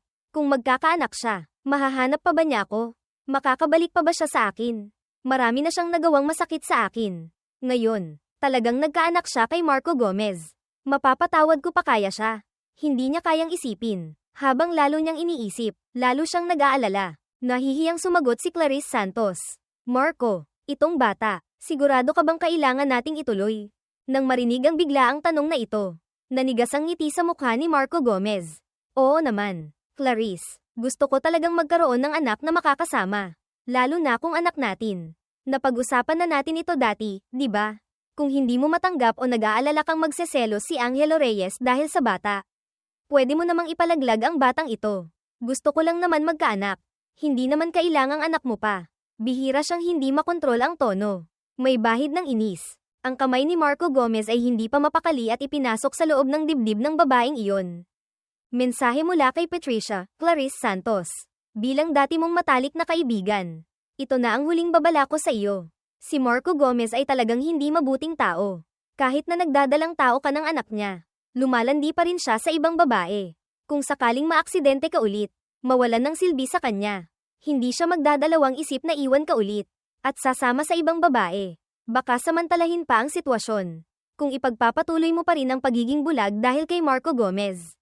Sa tingin ko hindi na natin kailangang maging magkaibigan pa. Bawat salita ni Patricia ay may kahulugan ng panghihinayang para sa taong walang pagpapahalaga sa sarili. Hawak ni Clarice Santos ang larawang iyon. Pinanood ng paulit-ulit ng hindi mabilang na beses. Namumula ang kanyang mga mata. Halos lumuwa na. May anak na siya kay Marco. Bakit lumalandi pa rin siya sa ibang babae? Nitong mga araw na ito. Hindi ba't naging sapat na ang kabutihan niya sa kanya? Hindi na niya inisip ang mga dating saman ng loob. Nagsakripisyo na siya ng marami para sa kanya. Bakit sinasaktan pa rin niya ang puso niya ng ganito? Isang malaking galit ang umakyat sa kanyang dibdib. Nagtipa si Clarice Santos ng ilang salita sa galit. Ipinadala ang address sa akin, kay Patricia. Pupunta ako dyan ngayon din. Pagkatapos ipadala ni Patricia ang lokasyon. Mabilis na pumunta doon si Clarice Santos. Sa labas ng pribadong silid. Ang buong katawan ni Clarice Santos ay naglalabas ng lamig na tumatagos sa buto. Kusang umatras ng ilang hakbang si Patricia. Ayaw madamay. Ang dalawang tao sa loob ng silid ay naghahalikan pa rin na parang walang ibang tao. Lalong lumalalim. Bihasang nagpalit ng hininga si Marco Gomez. Mapusok na naghahalikan. Ang mga kamay ay gumagapang sa dibdib ng babae. Pwede ba? Ang mga daliri ni Marco Gomez ay dahan-daang pumasok sa ilalim ng palda ng babae. Handa na. Isang sabi lang niya ng pwede.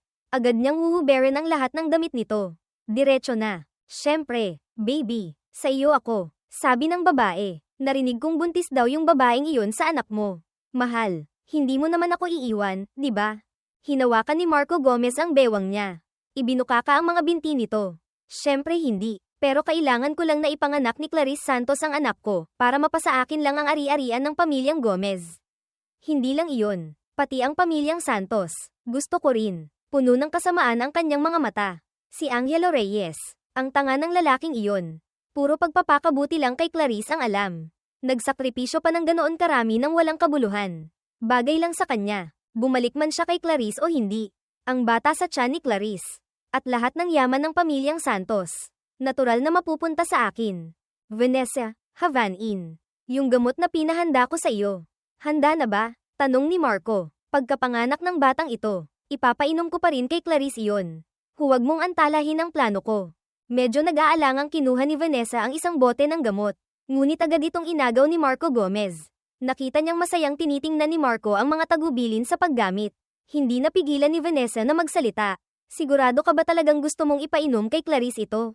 Bawal na gamot ito. Malaki ang pinsalang idudulot sa katawan ng tao at hindi na maibabalik pa.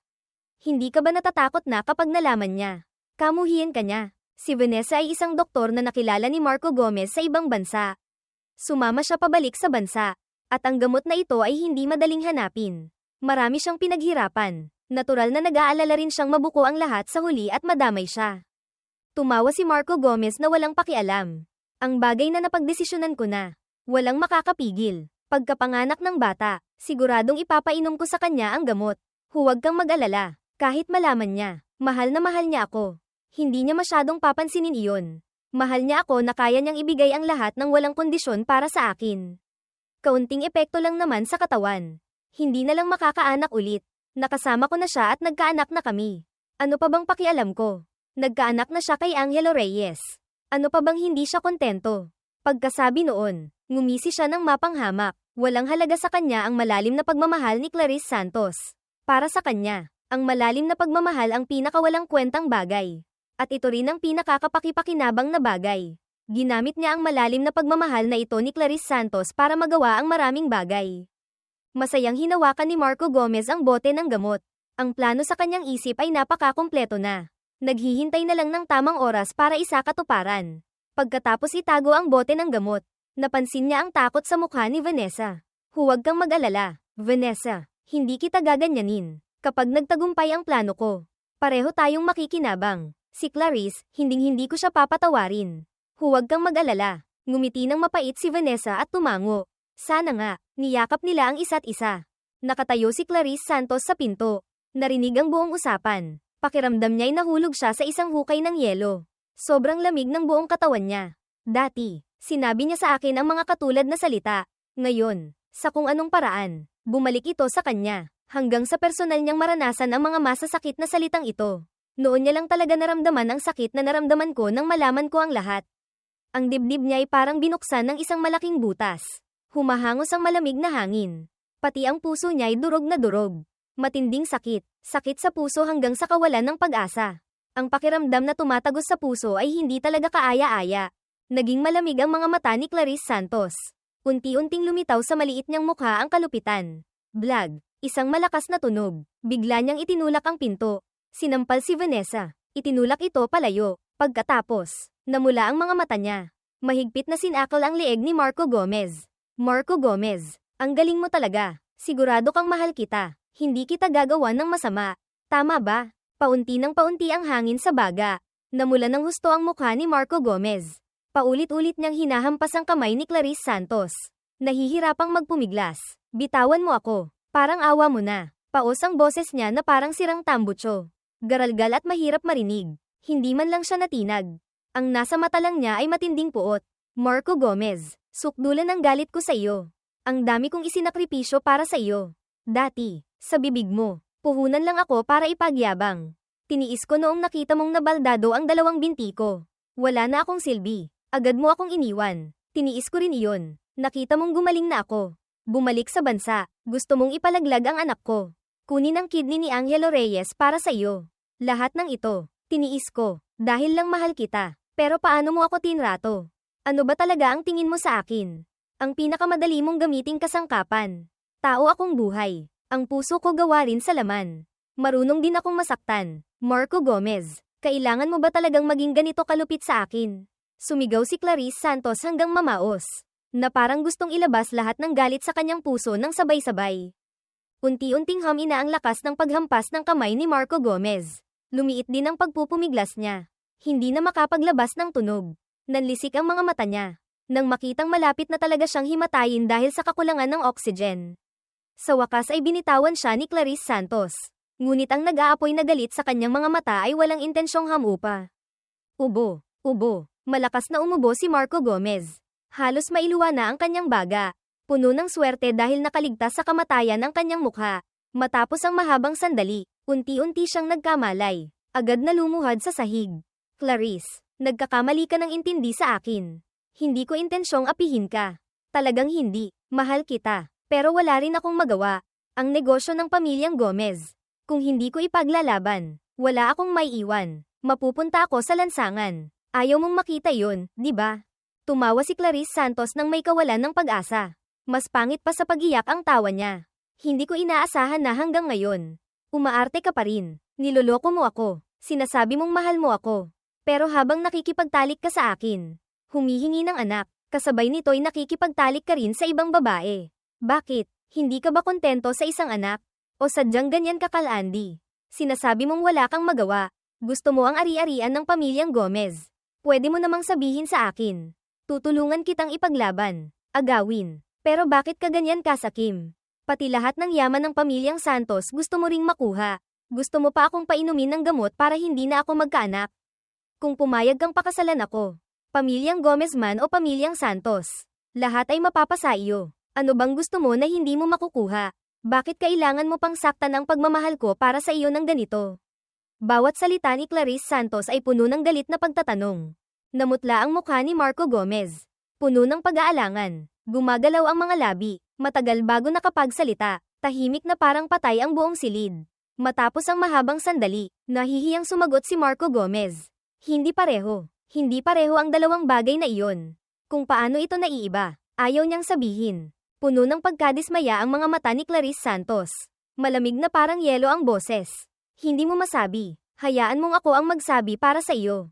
Pakiramdam mo, kapag pinakasalan mo ako, hindi mo lubos na makokontrol ang pamilyang Gomez at pamilyang Santos. Gusto mong ikaw lang ang may hawak ng kapangyarihan at yaman. Marco Gomez, ganyan ka kasakim. Pero tiningnan mo ba ng mabuti ang sarili mo? May kakayahan ka ba talagang kontrolin ang lahat? Bukod sa kaya mong lokohin ako at itong mga walang kwentang babae. Ano pa ba ang kaya mong gawin? Hindi ka hamak na mas mababa kay Angelo Reyes. Nang makitang nabunyag na ang kanyang mga iniisip, hindi na nagpanggap na kaawa-awa pa si Marco Gomez. Galit na sumagot, si Angelo Reyes. Paano siya may kukumpara sa akin? Magsimula kami sa parehong linya. Hindi siya pantay. Ilang taon na siyang nagsisikap pero hindi niya makuha ang puso mo. Samantalang ako, madali kitang nahawakan. Hindi pa ba sapat iyon? Kaya kong lokohin, suyuin ang maraming babae para sumunod sa akin. Hindi ba't kakayahan ko rin iyon? Tumawa siya nang walang pakialam. Puno ng kasamaan ang kanyang mga mata. Clarice Santos, alam kong mahal mo ako. Nandyan na ang anak natin. Huwag ka nang gumawa ng gulo. Hindi ba't gusto mo lang naputulin ko ang ugnayan sa mga babaeng iyon? Puputulan ko na. Pagkatapos, papakasalan kita. Tayong tatlo, isang pamilya, mamuhay ng maayos. Kalimutan na natin lahat ng nangyari bago ngayon. Magsimula tayo ulit, pwede ba? May kumpiyansa siyang naghintay sa tiyak na sagot ni Clarice Santos. Gayunpaman, sa pagkakataong ito, mula simula hanggang huli, lamig lang ang nakita niya. Marco Gomez, nagsisisi talaga akong minahal kita noon. Nawala si Angelo Reyes, dati, kaya mo akong laging lokohin. Dahil lang mahal kita, kung hindi, sa mga palpak mong pamamaraan. Hindi mo talaga ako maloloko.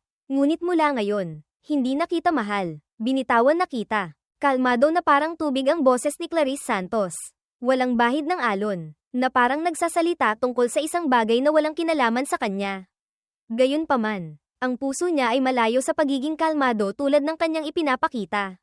Isang taong minahal niya ng 10 taon. Ngayon ay kailangan niyang tuluyang bitawan. Parang paghuhukay ng isang bulok na piraso ng laman. Masakit na halos mawalan siya ng malay. Ngunit hindi niya pwedeng gawin iyon. Mayroon pa siyang kailangang asikasuhin.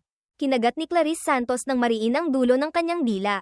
Mabilis na kumalat ang lasa ng sariwang dugo sa kanyang bibig.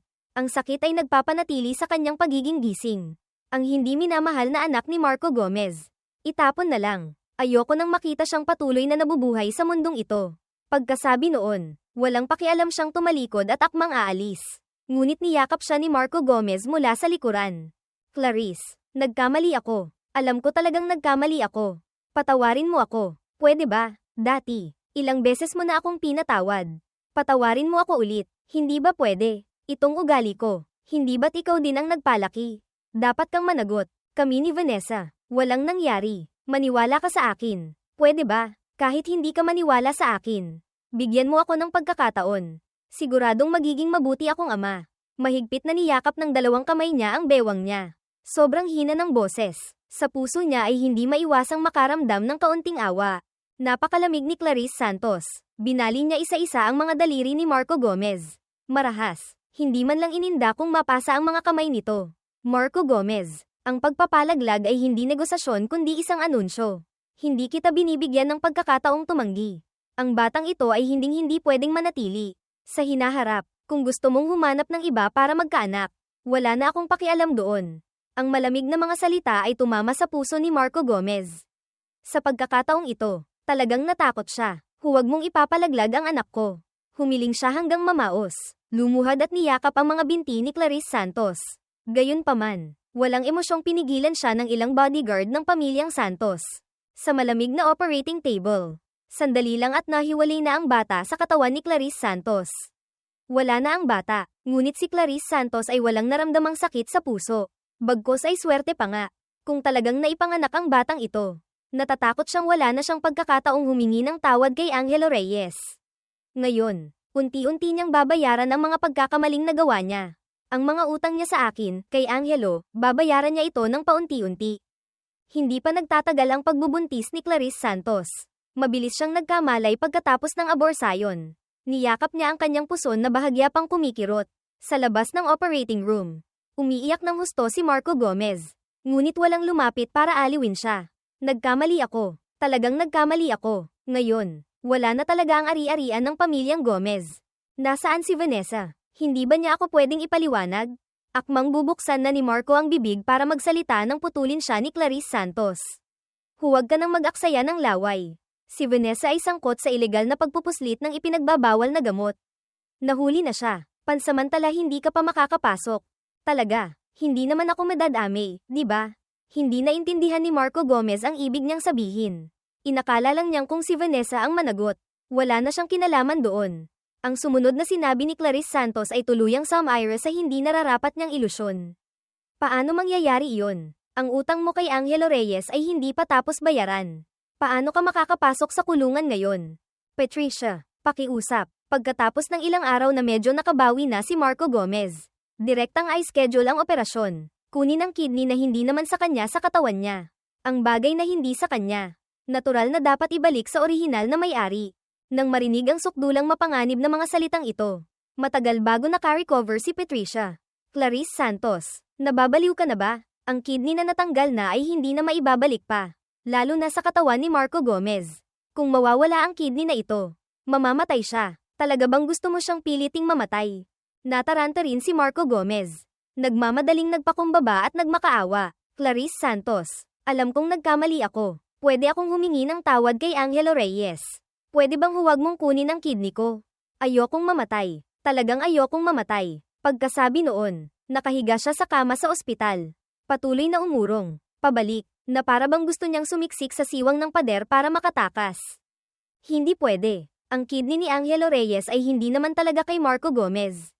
Kahit hindi na maibabalik pa, dapat pa ring ibalik kay Angelo. Bahala siyang magpasya kung anong gagawin. Ang bagay na ito ay walang lugar para sa negosasyon. Dumilim ang mga mata ni Clarice Santos. Sinabi niya ito sa tonong hindi mapapabulaanan. Sandaling natigilan si Patricia. Hindi niya inaasahan na kapag hindi na mahal ni Clarice Santos, kaya niyang maging ganito kalupit.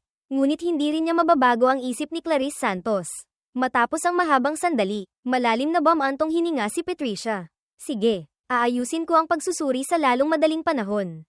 Pagkatapos ng operasyon, ano ang mangyayari kay Marco Gomez? Walang ganang nagsalita si Clarice Santos. Pansamantalang gagamit siya ng artificial kidney para manatiling buhay. Hanggang sa humingi siya ng tawad kay Angelo Reyes. Bahala na siya sa sarili niya. Pagkasabi noon, walang pag-aalinlangan siyang umalis sa ospital. Walang pakialam sa lahat ng bagay tungkol kay Marco Gomez. Mula ngayon, lahat ng bagay tungkol kay Marco Gomez ay wala nang kinalaman sa kanya. Ang pagbitaw sa pag-ibig na ito ay tila hindi kasing hirap ng inaakala. Ngunit ang puso ay patuloy pa ring kumikirot ng bahagya. Ang sandaling ito ay nagpapaalala sa kanya ng mga sakit na natamo niya noon. Dinidiinan ni Clarice Santos ang kanyang dibdib. Nahihirapang huminga, ngunit ang sakit na ito ay malayo pa rin kumpara sa ginawa niya sa akin, kay Angelo. Kung tutuusin, ang bata ay siya mismo ang nagpalaglag. Pinatulog niya ako nang kunin ang kidney ko dahil din kay Marco. Kahit yung kidnapang na iyon, siya rin ang nagtulak sa akin sa panganib. Sobra-sobra na ang nagawa niyang pananakit sa akin. Napakaraming beses na. Talagang alam niyang nagkamali siya. Talagang nagsisisi na siya. Paano kaya mapapatawad siya ni Angelo Reyes? Hindi niya alam kung gaano katagal. Nagpunta si Clarice Santos sa International High School kung saan sila nag-aral. Agad siyang nakilala ng gwardiya sa gate. Masayang bumati. Clarice Santos. Ay hindi. Dapat pala kitang tawaging Director Santos ngayon. Hindi ko inaasahang makikita pa kita ulit. Matagal ka na ring hindi bumabalik sa dati mong paaralan. Noon, sikat na sikat ka sa paaralan natin kasama si Angelo Reyes. Tinatawag kayong Golden Couple ng Kim T International. Hanggang ngayon, pinag-uusapan pa rin sa paaralan ang alamat ninyong dalawa noon. Sakto pa nga, hindi pa nagtatagal. Pumunta rin dito si Angelo Reyes. Sabi niya bibisitahin niya ang mga guro. Ngayong araw, pumunta ka rin. Katulad din ba niya? Labis na nagulat si Clarice Santos. Nanlaki ang kanyang mga mata. Nagmamadaling hinawakan ang magaspang na kamay ng gwardiya. Pumunta rin dito si Angelo dati. Saan siya nagpunta? Natatandaan mo pa ba? Gusto kong puntahan ang mga lugar na pinuntahan niya para maglakad-lakad. Nagulat ang gwardiya sa kilos niya. Tiningnan siya ng ilang beses para kumpirmahing hindi siya nagkakamali ng tao bago nanginginig na nagsalita. Si classmate Angelo noon. Pagkatapos bumisita sa mga guro, pumunta siya sa maliit na gubat kung saan kayo nagtanim ng mga puno noong tree planting day volunteer work. Kung ano ang ginawa niya doon, hindi ko alam. Siguro kung pupunta ka doon, malalaman mo. Salamat. Pagkatapos makuha ang tiyak na sagot, mabilis na naglakad si Clarice Santos papunta sa maliit na gubat batay sa kanyang alaala. Bawat puno dito ay may-ari. Sa puno ay may nakasabit na plaka. Nakasulat kung anong batch, anong klase, at sinong estudyante ang nagtanim. Patuloy siyang naghanap sa maraming puno. Sa wakas ay natagpuan niya ang punong may nakasabit na pangalan niya. Ang hiwa sa puno ay tumama sa kanyang mga mata. Malinaw na makikitang hindi pa nagtatagal mula ng hiwaan ito. Matagal na inalala ni Clarice Santos sa kanyang isip bago niya pilit na naalala ang isang kaugnay na alaala. Noong high school, siya, ako, si Angelo, at si Marco Gomez ay mga sikat na personalidad sa paaralan. Kaming tatlo ay magkababata na lumaki ng magkasama. Ngunit sa mata niya, si Marco Gomez lang ang nakikita niya. Kaya lahat ng bagay na may kinalaman sa akin, kay Angelo, ay hindi niya pinapansin. Noong tree planting day, natuklasan ng mga kaklase ang mga salitang gusto ko si Clarice Santos na nakaukit sa puno. Tinukso nila siya. Sinabing mapalad siya. 2 kababatang lalaki ang umiikot sa kanya. Noong mga oras na iyon, malamig lang siyang nagsabi, hindi ko kailangan ng hindi importanteng tao na umiikot sa akin. Sakto. Ako, si Angelo, ang taong iyon. Hanggang ngayon lang nahulaan ni Clarice Santos. Noong araw na iyon, marahil narinig ko kaya pagkatapos noon ay unti-unti siyang lumayo sa akin. Itinago na lang ang pagmamahal para sa kanya sa puso. Hindi nang ahas lumapit o manggulo. Kung hindi siya iniwan ni Marco Gomez noon, marahil hinding-hindi niya malalaman. Habang minamahal niya si Marco Gomez, palihim din pala siyang minahal ko, ni Angelo, ng maraming taon. Ngunit ngayon, wala na ang mga salitang isinulat ko noon. Tuluyan na niya akong binitawan. Naramdaman ni Clarice Santos na parang hinihiwa ng kutsilyo ang kanyang puso. Kahit ang paghinga ay sobrang hirap. Hindi niya ito matanggap. Bumili si Clarice Santos ng maliit na kutsilyo. Inukit bawat guhit, bawat salita sa puno ang isang pangungusap, sina Angelo Reyes at Clarice Santos ay magpakailanman magkasama. Pagkatapos, pinuntahan niya isa-isa ang mga lugar na dati may kinalaman sa akin, kay Angelo. Sa Lover's Bridge, wala na ang lock na may pangalan nila. Hindi bale. Pwede pa rin siyang bumili ng bago at isabit ulit. Sa Myohoyan Temple, hinanap ni Clarice Santos ang punong monghe. Nag-aalalang nagtanong, punong monghe, maaari ko po bang malaman kung nasaan ang mga pulang laso na isinabit ni Angelo Reyes dati? Pwede niyo po ba akong dalhin doon? Dati, alam lang niya mula sa bibig ko, ni Angelo. Nagdasal ako, si Angelo, para sa kanya ng maraming pulang laso ng kahilingan. Ngunit hindi malinaw kung ano ang ipinagdasal ko, ni Angelo, dahil lang hindi niya pinapansin. Tila may gustong sabihin ang punong monghe ngunit nag-aalangan. Komplikado ang kanyang ekspresyon. Matapos ang mahabang sandali, nag-cross siya ng mga kamay. Malalim na bamantong hininga. Amataba, Ginoong Santos, hindi pa nagtatagal. Nag-donate po kayo ng 5 na milyong piso para sa insenso. Ipinakuha ninyo ang lahat ng wishing ribbons na isinabit ni Ginoong Angelo at ipinatapon.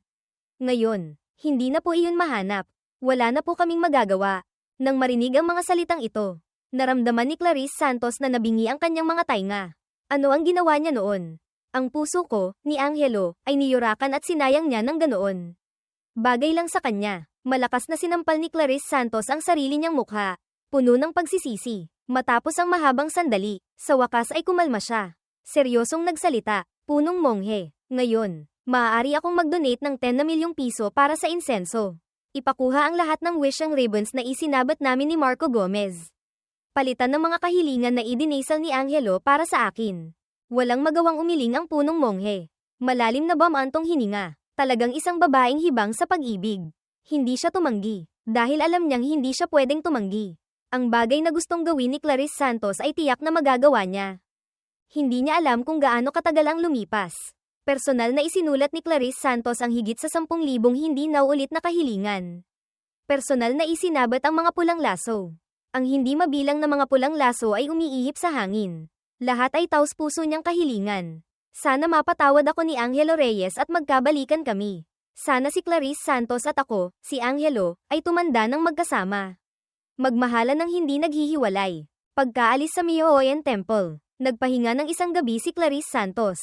Sumakay ng eroplano papuntang lungsod nitong mga araw na ito. Hindi mabilang na beses na silang naglaban ni Samantha Cruz. Ngunit lahat ay natapos sa malinaw niyang pagkatalo.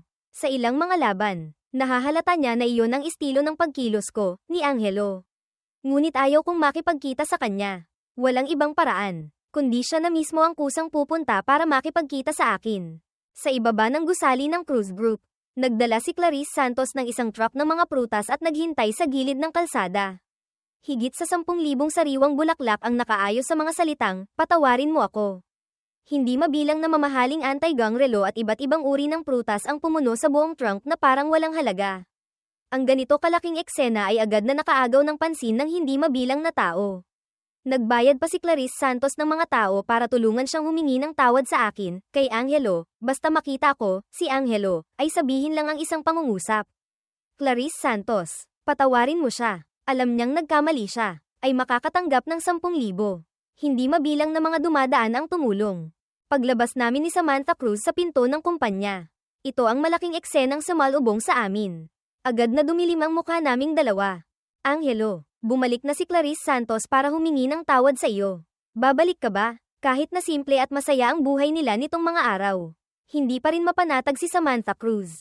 Kung tutuusin, minahal ko, ni Angelo, talaga si Clarice Santos ng maraming taon. Hindi maiwasang kabahan ang puso niya. Binigyan ko siya ng isang tingin na nagpapakalma. Hinawakan ng kamay niya. Pinaglapit ang aming mga daliri. Hindi na ako babalik pa. Ayoko na siyang makita ulit. Samantha Cruz, pwede kang maging mas kumpiyansa. Sa kasalukuyan, ang tanging pinagsisisihan ko ay hindi ko agad binitawan si Clarice Santos at nakasama ka. Pagkasabi nito, nanlaki ang mga mata ni Samantha Cruz sa gulat. Nang makita siyang ganito, bahagya akong ngumiti, yumuko, at hinalikan siya sa labi. Samantha Cruz, matagal ko na siyang hindi mahal. Sinusubukan kong mahalin ka kaya ngayon. Pakitulungan mo akong paalisin siya. Medyo nakakairita na siya. Hindi na malayang din ilaan ni Samantha Cruz ang kanyang labi. Hinawakan ng dulo ng daliri ang marka ng halik. Sobrang saya ng kanyang puso. Sige, paaalisin ko siya. Hindi ko hahayaang lumitaw siya sa harap mo. Pagkasabi noon, itinulak niya ako papunta sa pinto ng kumpanya. Wala na ang pagiging mahiyain at kaibig-ibig kanina. Agad na dumilim ang kanyang mga mata. Ang buong katawan niya ay naglabas ng nakakatakot na aura. Lumakad papunta sa harap ni Clarice Santos. At malakas siyang sinampal. Clarice Santos, ano pang ginagawa mo dito at ginugulo ang asawa ko? Siya na mismo ang nagsabi na hinding-hindi ka niya patatawarin. Nakakatawa itong mga pagsisikap mo. Dati hindi mo pinahalagahan. Ilang beses mong sinaktan si Angelo Reyes ng ganoon. Ngayon nagpapanggap kang naghahanap ng mga tao para gamitin ang moralidad para pilitin siya. Akala mo ba sa ganyan? Patatawarin ka niya. Imposible. Habang sinasabi ito, lalong bumibilis ang mga kamay ni Samantha Cruz. May kalupitan sa kanyang mga mata, na parang gusto niyang patayin si Clarice Santos sa bagbog. Lumaban din ng buong lakas si Clarice Santos. Samantha Cruz, si Angelo Reyes. Ako talaga ang gusto niya. Nagkamali ako. Hihingi ako ng tawad sa kanya. Kahit anong gusto niyang gawin ko. Handa akong gawin. Pero walang kinalaman ito sa iyo. Isa ka lang magnanakaw na sinamantala ang pagkakataon para agawin siya. Huwag mong isipin na mamahalin ka niya. Nagkasakitan silang dalawa. Bawat suntok ay malupit. Walang awa. Kahit ang bibig ay hindi nakakalimot na saksakin ang puso ng kalaban. Ngumisi ng malamig si Samantha Cruz. Mahal ka niya pero pinakasalan ako. Mahal ka niya pero hinalikan ako. Ginampanan ang tungkulin ng mag-asawa sa akin. Clarice Santos, huwag mong masyadong isipin ang sarili mo. Hindi ka niya mamahalin. Lalo kanyang hindi patatawarin. Itigil mo na yang iniisip mo. Pagkasabi noon, sa likod niya ay dumating pa ang hindi mabilang na mga bodyguard. Hindi madaling kalabanin si Samantha Cruz. Basta makamit niya ang layunin na paalisin si Clarice Santos. Kahit gaano karaming tao ang tawagin ay ayos lang. Ito ang teritoryo niya. Mahigpit na hinawakan ng ilang bodyguard si Clarice Santos. Hindi siya binigyan ng pagkakataong makapalag. Marami siyang natamong sugat sa katawan. Ngunit parang hindi niya nararamdaman ang sakit. Ang dalawang mata niya ay nakatitig sa akin, kay Angelo, sa malayo. Nagpupumiglas ng husto. Angelo, patawarin mo ako. Pagkasabi noon, biglang umubo ng ilang bunganga ng sariwang dugo si Clarice Santos. Nabugbog hanggang sa halos lumipat ang mga lamang loob niya. Patuloy pa rin siyang nakatingin sa akin. Ayaw palampasin ang anumang ekspresyon ko. Sukdulan ng pandidiri ni Samantha Cruz. Nagmamadaling kumaway para ipahila ng mga bodyguard si Clarice Santos. Kumuha siya ng basang tuwalya. Maingat na pinunasan ang sarili. Lahat ng dugo ni Clarice Santos hanggang sa tuluyang malinis. Saka siya lumapit sa akin. Sa tingin mo ba medyo marahas ako? Puno ng pag-aalala ang nakasulat sa malamig at malayo niyang mukha. Umiling ako. Hindi ko lang inaasahan na bumalik pa si Clarice Santos para hanapin ako. Hindi ba dapat kasama niya si Marco Gomez habang buhay? Ikinwento sa akin ni Samantha Cruz ang lahat ng naimbestigahan niya tungkol kay Marco Gomez. Nang marinig ko ang mga ginawa ni Marco Gomez, labis akong nagulat. Hindi ko inaasahan na ang pagsisisi ni Clarice Santos ay darating sa ganitong paraan. Ngunit nakakatawa rin. Dati, ilang taon akong nasa tabi niya. Napakabuti ng trato ko sa kanya. Hindi pa rin sapat para anti-Jin siya. Ngayon, talagang gustong saktan ni Marco Gomez ang katawan niya. Kasabay na nakikipag-ugnayan sa ibang babae. Puro paggamit lang sa kanya at gustong agawin ang pamilyang Santos. Saka lang niya talaga binitawan ang pagmamahal kay Marco Gomez. Mukhang totoo nga, kapag hindi sa sarili tumama ang kutsilyo, hindi mo malalaman ang sakit. Kung si Marco Gomez ang nangailangan ng kidney transplant, ang kidney niya ang ipapalit. Ganoon pa rin kaya kadali niyang sasabihin iyon. Ang parehong bagay na nangyari kay Clarice Santos. Hindi rin niya matanggap. Ang malalim na pag-ibig sa puso niya ay mauubos din pala. Kung gayon, bakit niya inakala ngayon na sa ilang magaang na paghingi ng tawad? Babalik ako. Sukdulan ng pagiging katawa-tawa ang nararamdaman ko. Kahit gaano pa karami ang tiniis niya para sa akin. Mas marami pang sugat. Hindi pa rin sapat para punan ng sakit sa puso ko at sa katawan ko na dati kong tiniis. Samantha Cruz, huwag kang mag-alala. Sa natitirang buhay ko, ikaw lang ang magiging akin.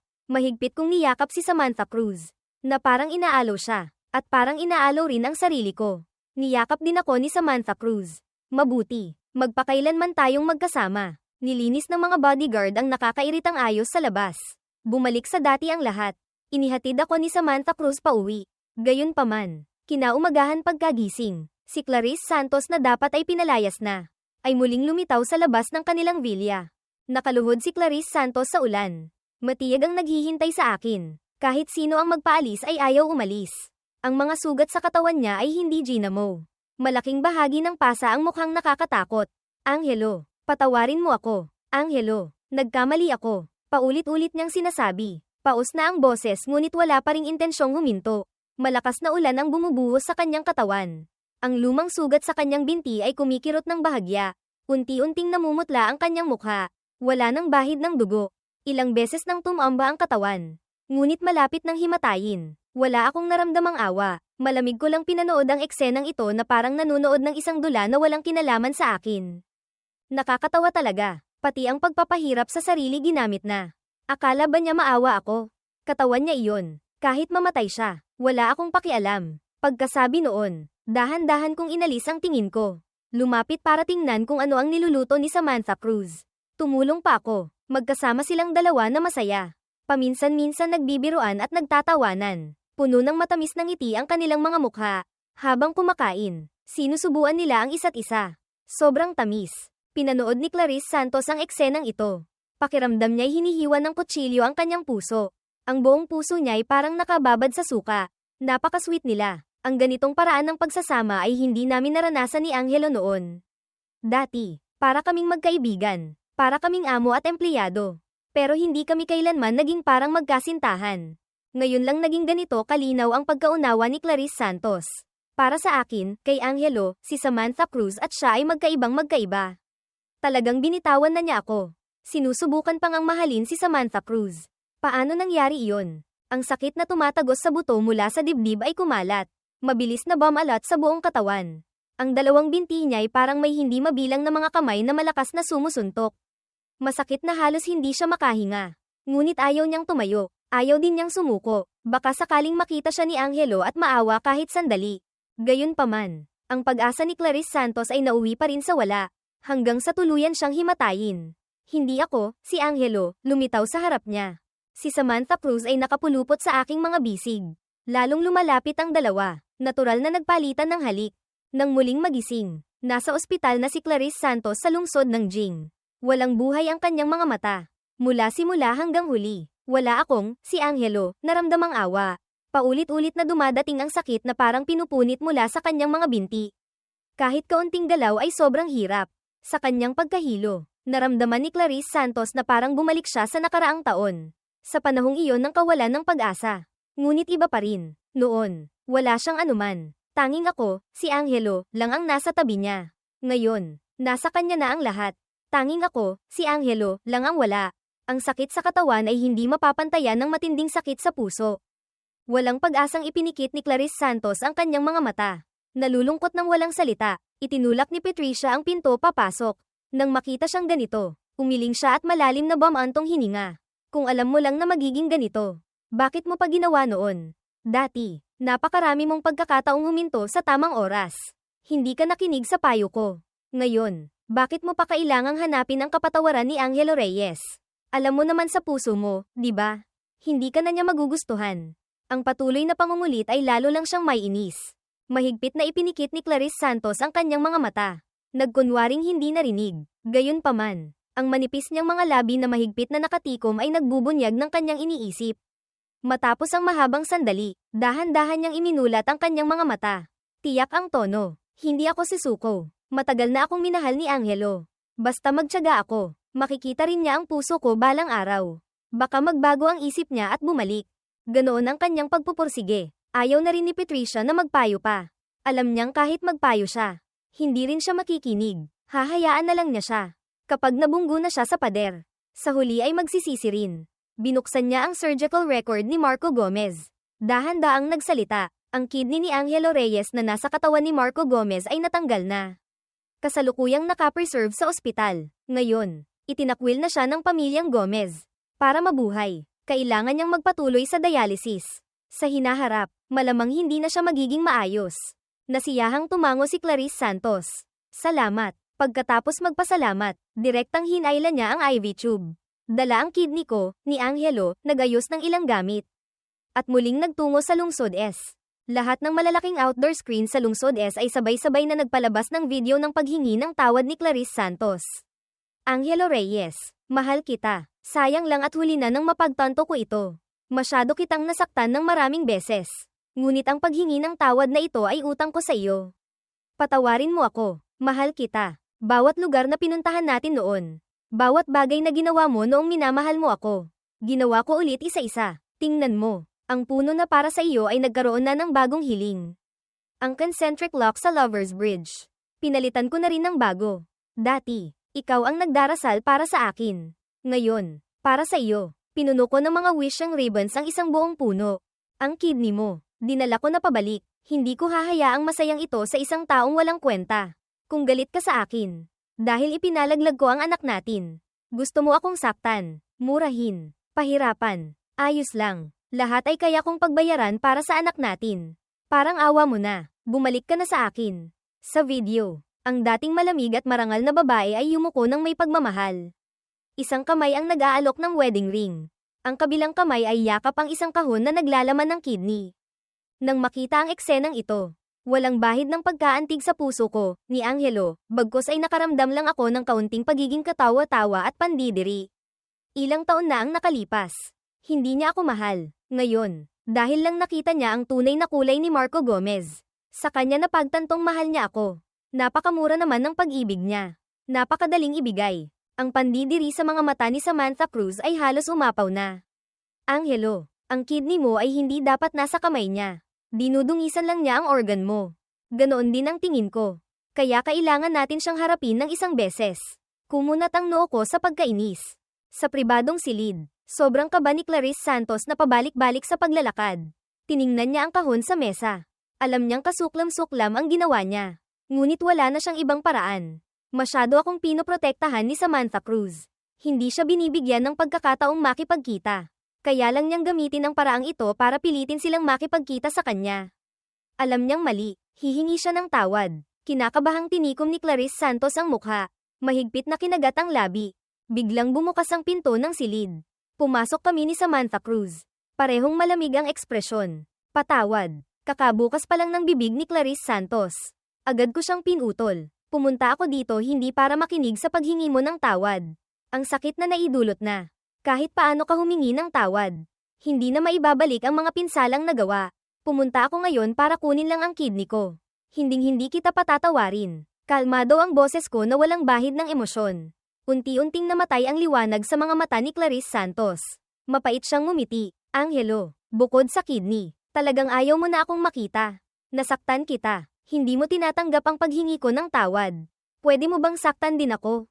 Ito ay isang kutsilyo. Gamitin mo ito para saksakin ako. Mamatay man ako sa kamay mo. Payag ako, kaysa naman magpatuloy na mabuhay na parang walang kaluluwa. Hindi ko kayang wala ka. Pagkasabi noon, dahan-dahan siyang lumapit sa akin.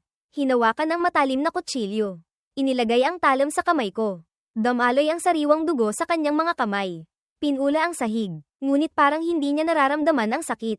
Hinawakan niya ang kamay ko, ni Angelo Reyes, para kontrolin ang kutsilyo at isaksak sa sarili niyang katawan. Clarice Santos, nababaliw ka na ba? Hindi ako makapaniwala sa nakikita ko. Sumigaw ako, bumaon ng malalim ang kutsilyo sa tiyan niya. Walang tigil na umagos ang sariwang dugo. Nakakasilaw at mapanganib. Gusto kong bitawan ang kutsilyo. Ngunit kontrolado ako ni Clarice Santos. Kahit anong gawin ko, hindi ko mabitawan. Lumabas ang kalupitan sa mga mata ni Samantha Cruz. Sinampal niya si Clarice Santos. At malakas pang binali ang mga daliri nito. Pinilit siyang bitawan ako. Bitawan siya, si Angelo. Hindi kanya gusto. Hindi mo ba nakikita? Kung gusto mong mamatay, magpakamatay ka mag-isa. Huwag kang mamatay sa kamay ni Angelo. Dudumihan mo lang ang mga kamay niya. Pagkasabi noon, kinuha pa ni Samantha Cruz ang kutsilyo at malakas na isinaksak. Mas malakas pang umagos ang sariwang dugo. Nang makitang natataranta ako, malamig ang mga mata niya.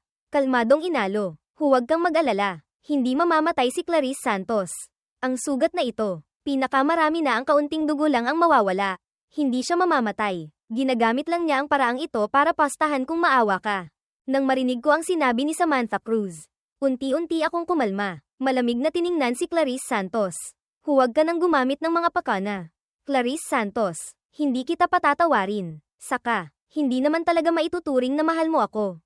Hindi ka lang sanay na walang ako sa tabi mo na nag-aalaga ng husto. Maraming sekretarya at assistant sa kumpanya. Unti-unti silang masasanay sa iyo. Sa bahay, may mga katulong at Katie wala pa. Kahit hindi maganda ang pakiramdam mo, marami pa ring magagaling na doktor na naghihintay para gamutin ka. Hindi mo ako kailangan. Kaya ko rin. Darating ang araw na masasanay kang wala ako. Hindi mo ako kailangan. Lalong hindi mo ako mahal. Magising ka na. Pagkasabi ko noon, malakas ko pang sinampal si Clarice Santos. Pilit siyang ginigising. Niyakap niya ang sugat sa tiyan. Tumawa na medyo nababaliw. Ngunit may walang katapusang lungkot. Mahal talaga kita. Bakit hindi ka naniniwala? Ang sakit. Bakit hindi ka na maawa sa akin tulad ng dati? Bumalik tayo sa dati. Hindi ba pwede? Dati. Hindi tayo mapaghiwalay. Sekretarya, assistant, katulong, doktor. Lahat sila hindi ko kailangan. Ikaw lang ang kailangan ko. Sinubukan ni Clarice Santos na abutin ako. Ngunit lalong humihina ang kanyang boses. Sobrang dami nang nawalang dugo. Dagdag pa ang katawan niyang hindi pa nakakabawi. Sa huli, hindi na niya nakayanan. Tuluyang hinimite. Nang makita siyang ganito, wala akong naramdamang awa, lalo nang hindi ako nasiyahan dahil natanggap ni Clarice Santos ang karma niya. Dinala ko lang ang kidney ko at si Samantha Cruz. Umalis kami. Samantha Cruz, gusto kong tuluyang pabagsakin si Clarice Santos. Sa ganoon lang siya hindi nalilito sa harap ko pa. Ang mga maliliit na alitan dati ay masyadong magaan pa. Kaya marami siyang libreng oras. Naging malamig ang mga mata ko. Naiinis na pinunasan ang dugo sa katawan. Tumango si Samantha Cruz. Inakbayan ako. Malambing ang boses. Kung anong gusto mong gawin. Susuportahan kita. Basta huwag kang babalak sa kanya. Saka, ayaw pa naman naming patayin si Clarice Santos. Nang umalis kami, tumawag pa kami ng ambulansya para sa kanya. Sa ospital, kakagising lang ni Clarice Santos ay nakatanggap na siya ng tawag mula sa assistant ng Director Santos, ang kanyang ama o pinuno ng pamilya. Mas mabuti pa raw na bumalik na siya agad sa kumpanya para asikasuhin ang mga trabaho. Yung anak sa labas, ng ama niya, ay pinalaya na ng matandang Santos.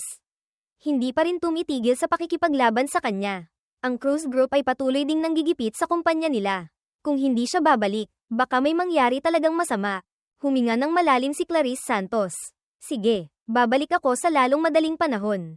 Pagkababa ng telepono, puno siya ng kawalan ng pag-asa sa puso. Iniisip niya, kahit anong mangyari. Hindi ako, si Angelo Reyes, maawa sa kanya. Ginawa na niya ang lahat ng paraan. Ngunit sa mata ko, ni Angelo, si Samantha Cruz lang ang nakikita ko. Kailangan ko bang talunin si Samantha Cruz para lumingon si Angelo? May imposible pag-asang niyakap si Clarice Santos sa puso. Nagngalit ang mga ngipin at pilit na lumabas ng ospital. Ilang buwan siyang sunod-sunod na halos tumira sa kumpanya. Hindi niya alam kung gaano katagal nang hindi umuwi. May maitim na bilog sa ilalim ng kanyang mga mata. Puno ng pulang ugat ang mga mata. Ang buong katawan niya ay nangayayat at mukhang pagod na pagod. May mga problema sa loob at labas ng kumpanya. Napakahirap para sa kanya na mag-isa lang. Dati, nandoon ako, si Angelo, mayroon akong tumutulong sa kanya na magbahagi ng mga pasanin. Ngayon, si Clarice Santos ay sa mga bidding competition lang nagkakaroon ng pagkakataong makita ako, si Angelo, minsan. Napakagaling ko, ni Angelo. Pagkatapos makipagtulungan kay Samantha Cruz. Maganda ang aming samahan. Mabilis na umuunlad ang kumpanya. Kabaligtaran ng madilim na kalagayan ng Santos Group. Ilang beses na natalo sa bidding. May problema rin sa mga desisyon. Maraming hindi inaasahang problema ang lumitaw sa mga proyekto. Si Clarice Santos ay parang sinuwerte ng kamalasan. Hindi mabilang na problema ang dumating. Halos hindi na siya makahinga. Abala araw-araw. Hindi niya alam kung gaano katagal nang hindi niya ako, si Angelo, naiisip. Tanging sa kalagitnaan ng gabi kapag nagigising. Ang sakit na parang pinupunit ang puso ay hindi nawawala. Isang beses na may business trip para sa kooperasyon. Nagmamaneho si Clarice Santos sa isang suspension bridge na tumatawid sa ilog. Biglang nagkaproblema ang kotse. Hindi tumitigil sa pagbilis ang takbo. Nawalan ng kontrol. Bam! Isang malakas na pagsabog. Sumalpok ang kotse ni Clarice Santos sa Barranquilla. Naramdaman niya ang sakit na parang pinupunit sa kanyang mga binti. Agad na nawalan ng pakiramdam. Tumama rin ang ulo niya at duguan. Nawalan ng kontrol ang kotse. Lumipad palabas ng tulay. Nahulog sa lawa. Tuluyang nawalan ng malay. Nang muling magising, idineklara ng doktor na ang mga binti ni Clarice Santos ay tuluyan ng paralisado. Wala nang pag-asang gumaling pa. Bumalik siya sa dati. Ngunit sa pagkakataong ito, wala na ako, si Angelo, sa tabi niya. Inisip niya, mabuti na rin ito. Hindi ko na siya, si Angelo, gagambalain pa. Hindi dapat si Angelo na muling makasama ang isang baldado na tulad ko.